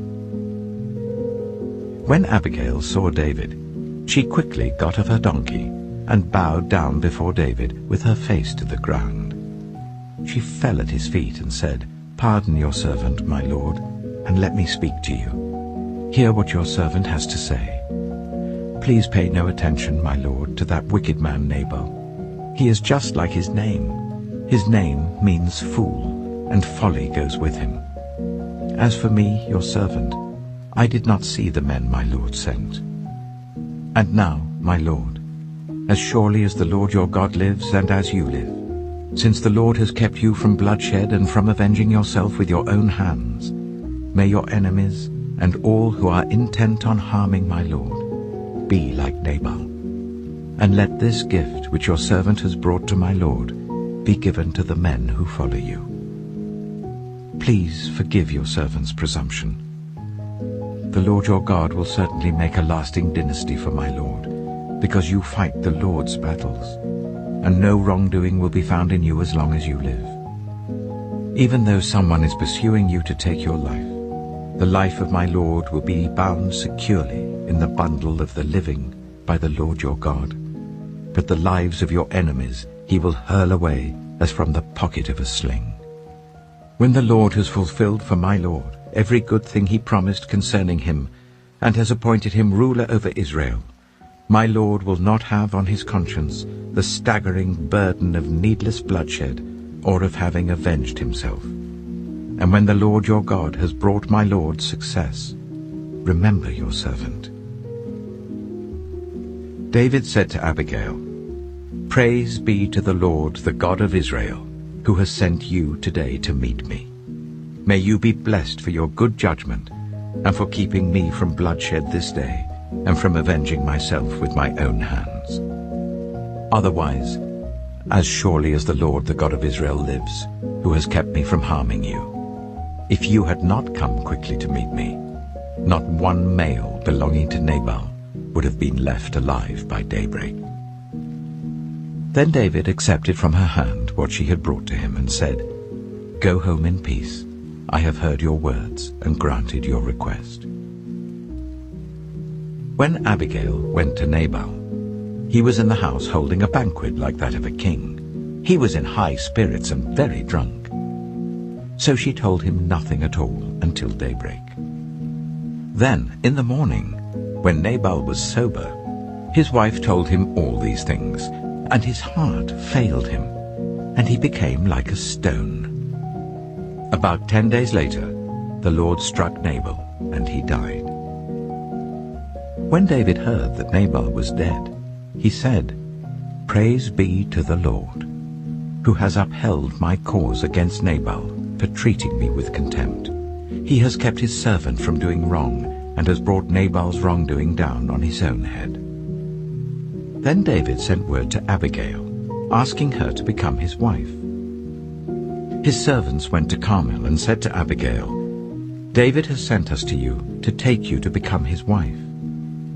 She bowed down with her face to the ground and said, "I am your servant, and am ready to serve you and wash the feet of my Lord's servants." Abigail quickly got on a donkey, and attended by her 5 female servants, went with David's messengers and became his wife. David had also married Ahinoam of Jezreel, and they were both his wives. But Saul had given his daughter Michal, David's wife, to Paltiel, son of Laish, who was from Galim. 1 Samuel chapter 26. The Ziphites went to Saul at Gibeah, and said, "Is not David hiding on the hill of Hachilah, which faces Jeshimon?" So Saul went down to the desert of Ziph with his 3,000 select Israelite troops to search there for David. Saul made his camp beside the road on the hill of Hachilah facing Jeshimon, but David stayed in the wilderness. When he saw that Saul had followed him there, he sent out scouts and learned that Saul had definitely arrived. Then David set out and went to the place where Saul had camped. He saw where Saul and Abner, son of Ner, the commander of the army, had lain down. Saul was lying inside the camp, with the army camped around him. David then asked Ahimelech the Hittite and Abishai, son of Zeruiah, Joab's brother, "Who will go down into the camp with me to Saul?" "I'll go with you," said Abishai.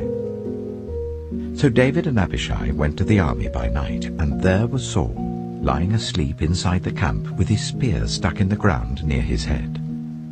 Abner and the soldiers were lying round him. Abishai said to David, "Today God has given your enemy into your hands.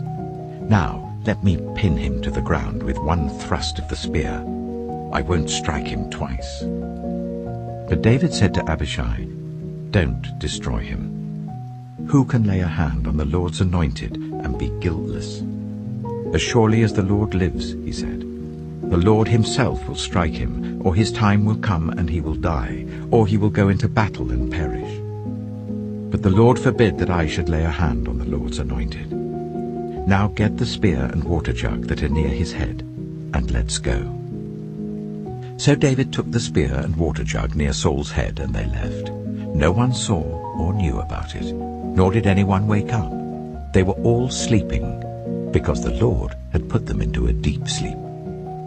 Then David crossed over to the other side and stood on top of the hill some distance away. There was a wide space between them. He called out to the army and to Abner, son of Ner, "Aren't you going to answer me, Abner?" Abner replied, "Who are you who calls to the king?" David said, "You're a man, aren't you? And who is like you in Israel?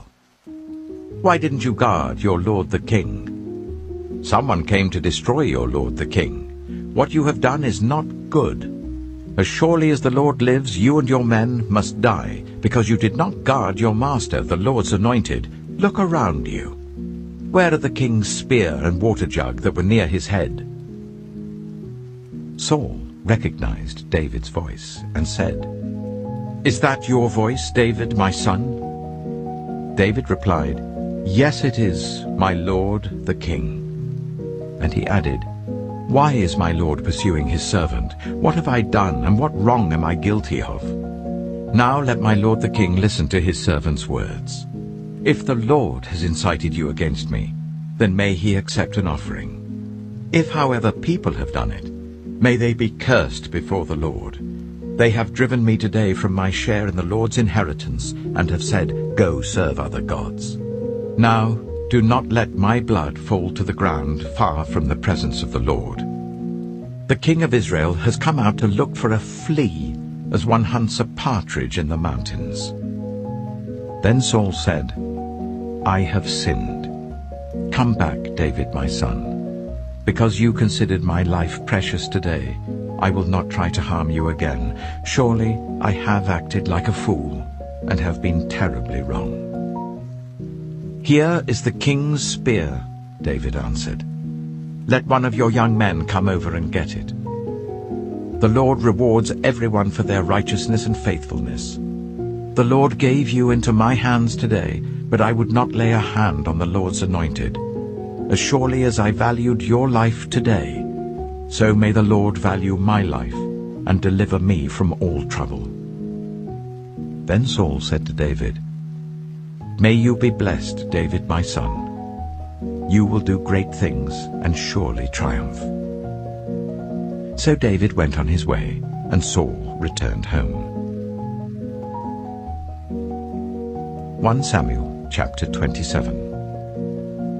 But David thought to himself, "One of these days I shall be destroyed by the hand of Saul. The best thing I can do is to escape to the land of the Philistines. Then Saul will give up searching for me anywhere in Israel, and I will slip out of his hand." So David and the 600 men with him left and went over to Achish, son of Maoch, king of Gath. David and his men settled in Gath with Achish. Each man had his family with him, and David had his 2 wives, Ahinoam of Jezreel and Abigail of Carmel, the widow of Nabal. When Saul was told that David had fled to Gath, he no longer searched for him. Then David said to Achish, "If I have found favor in your eyes, let a place be assigned to me in one of the country towns, that I may live there. Why should your servant live in the royal city with you?" So on that day Achish gave him Ziklag, and it has belonged to the kings of Judah ever since. David lived in Philistine territory for 1 year and 4 months. Now David and his men went up and raided the Geshurites, the Girzites, and the Amalekites. From ancient times these people had lived in the land extending to Shur and Egypt. Whenever David attacked an area, he did not leave a man or woman alive, but took sheep and cattle, donkeys and camels, and clothes. Then he returned to Achish. When Achish asked, "Where did you go raiding today?" David would say, "Against the Negev of Judah," or "Against the Negev of Jerahmeel," or "Against the Negev of the Kenites." He did not leave a man or woman alive to be brought to Gath, for he thought, "They might inform on us and say, 'This is what David did.'" And such was his practice as long as he lived in Philistine territory. Achish trusted David and said to himself, "He has become so obnoxious to his people, the Israelites, that he will be my servant for life." 1 Samuel chapter 28. In those days the Philistines gathered their forces to fight against Israel. Achish said to David, "You must understand that you and your men will accompany me in the army." David said, "Then you will see for yourself what your servant can do." Achish replied, "Very well. I will make you my bodyguard for life." Now Samuel was dead, and all Israel had mourned for him and buried him in his own town of Ramah. Saul had expelled the mediums and spiritists from the land. The Philistines assembled and came up and set up camp at Shunem, while Saul gathered all Israel and set up camp at Gilboa. When Saul saw the Philistine army, he was afraid. Terror filled his heart. He inquired of the Lord, but the Lord did not answer him by dreams or Urim or prophets. Saul then said to his attendants, "Find me a woman who is a medium, so that I may go and inquire of her." "There is one in Endor," they said. So Saul disguised himself, putting on other clothes, and at night he and 2 men went to the woman. "Consult a spirit for me," he said, "and bring up for me the one I name." But the woman said to him, "Surely you know what Saul has done. He has cut off the mediums and spiritists from the land. Why have you set a trap for my life to bring about my death?" Saul swore to her by the Lord, "As surely as the Lord lives, you will not be punished for this." Then the woman asked, "Whom shall I bring up for you?" "Bring up Samuel," he said. When the woman saw Samuel, she cried out at the top of her voice and said to Saul, "Why have you deceived me? You are Saul." The king said to her, "Don't be afraid. What do you see?" The woman said, "I see a ghostly figure coming up out of the earth." "What does he look like?" he asked. "An old man wearing a robe is coming up," she said. Then Saul knew it was Samuel, and he bowed down and prostrated himself with his face to the ground. Samuel said to Saul, "Why have you disturbed me by bringing me up?" "I am in great distress," Saul said. "The Philistines are fighting against me, and God has departed from me. He no longer answers me either by prophets or by dreams. So I have called on you to tell me what to do." Samuel said, "Why do you consult me, now that the Lord has departed from you and become your enemy? The Lord has done what he predicted through me. The Lord has torn the kingdom out of your hands and given it to one of your neighbors, to David. Because you did not obey the Lord or carry out his fierce wrath against the Amalekites, the Lord has done this to you today. The Lord will deliver both Israel and you into the hands of the Philistines, and tomorrow you and your sons will be with me. The Lord will also give the army of Israel into the hands of the Philistines." Immediately Saul fell full length on the ground, filled with fear because of Samuel's words. His strength was gone, for he had eaten nothing all that day and all that night. When the woman came to Saul and saw that he was greatly shaken, she said, "Look, your servant has obeyed you. I took my life in my hands and did what you told me to do. Now please listen to your servant and let me give you some food, so that you may eat and have the strength to go on your way." He refused and said, "I will not eat." But his men joined with the woman in urging him, and he listened to them. He got up from the ground and sat on the couch. The woman had a fattened calf at the house, which she slaughtered at once. She took some flour, kneaded it, and baked bread without yeast. Then she set it before Saul and his men, and they ate. That same night they got up and left. 1 Samuel chapter 29. The Philistines gathered all their forces at Aphek, and Israel camped by the spring in Jezreel. As the Philistine rulers marched with their units of hundreds and thousands, David and his men were marching at the rear with Achish. The commanders of the Philistines asked, "What about these Hebrews?" Achish replied, "Is this not David, who was an officer of Saul, king of Israel? He has already been with me for over a year, and from the day he left Saul until now, I have found no fault in him." But the Philistine commanders were angry with Achish and said, "Send the man back, that he may return to the place you assigned him. He must not go with us into battle, or he will turn against us during the fighting. How better could he regain his master's favor than by taking the heads of our own men? Isn't this the David they sang about in their dances? Saul has slain his thousands, and David his tens of thousands." So Achish called David and said to him, "As surely as the Lord lives, you have been reliable, and I would be pleased for you to serve with me in the army. From the day you came to me until today, I have found no fault in you, but the rulers don't approve of you. Now turn back and go in peace. Do nothing to displease the Philistine rulers." "But what have I done?" asked David. "What have you found against your servant from the day I came to you until now? Why can't I go and fight against the enemies of my lord the king?" Achish answered, "I know that you have been as pleasing in my eyes as an angel of God. Nevertheless, the Philistine commanders have said, 'He must not go up with us into battle.' Now get up early, along with your master's servants who have come with you, and leave in the morning as soon as it is light."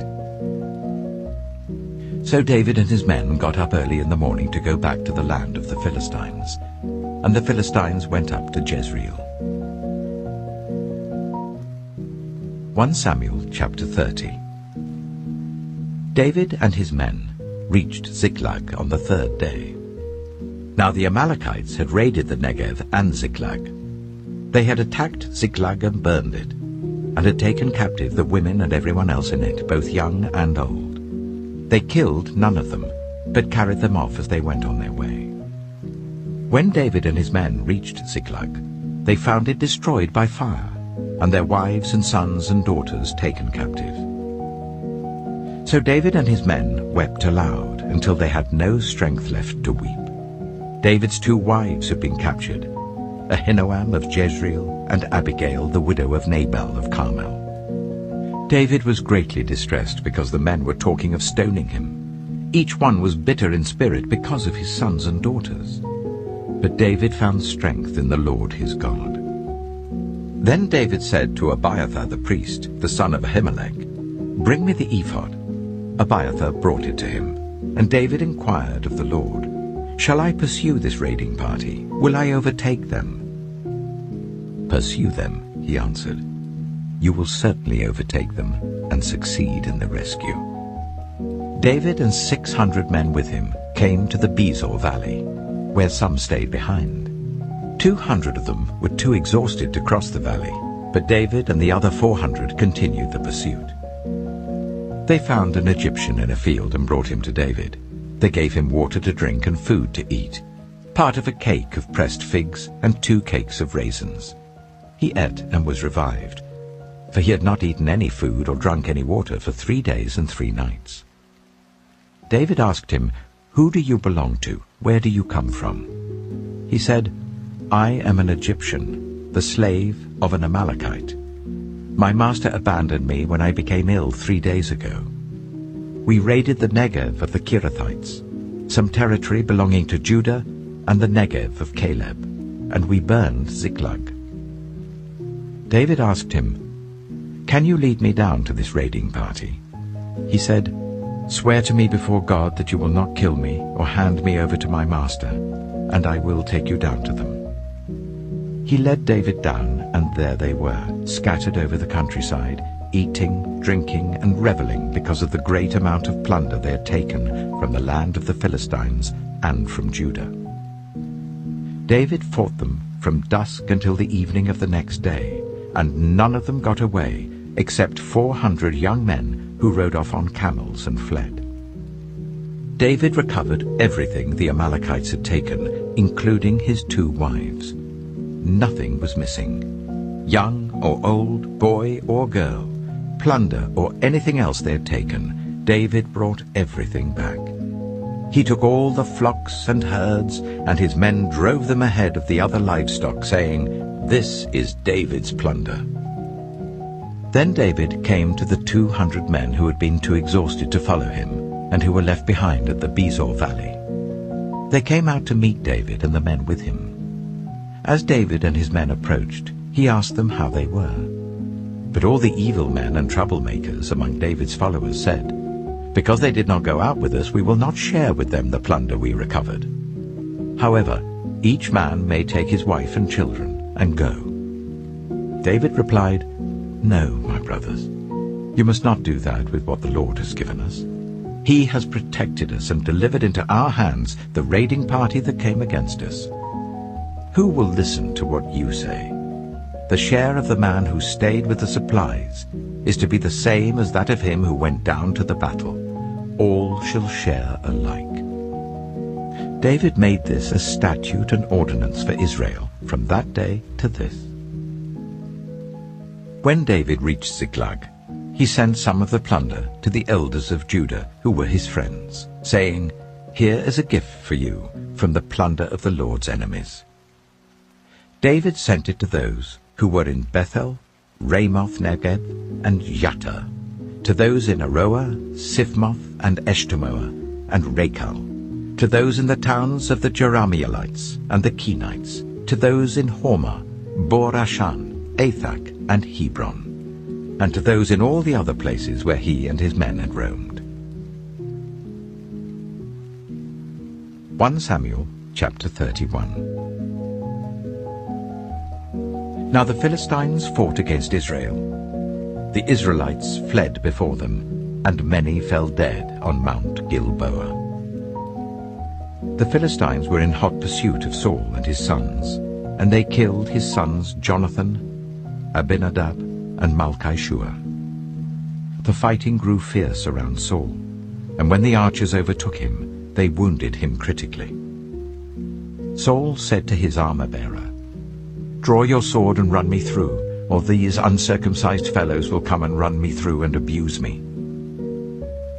But the armor-bearer was terrified and would not do it. So Saul took his own sword and fell on it. When the armor-bearer saw that Saul was dead, he too fell on his sword and died with him. So Saul and his 3 sons and his armor-bearer and all his men died together that same day.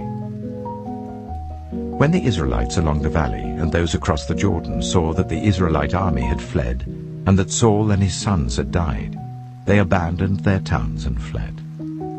And the Philistines came and occupied them. The next day, when the Philistines came to strip the dead, they found Saul and his 3 sons fallen on Mount Gilboa.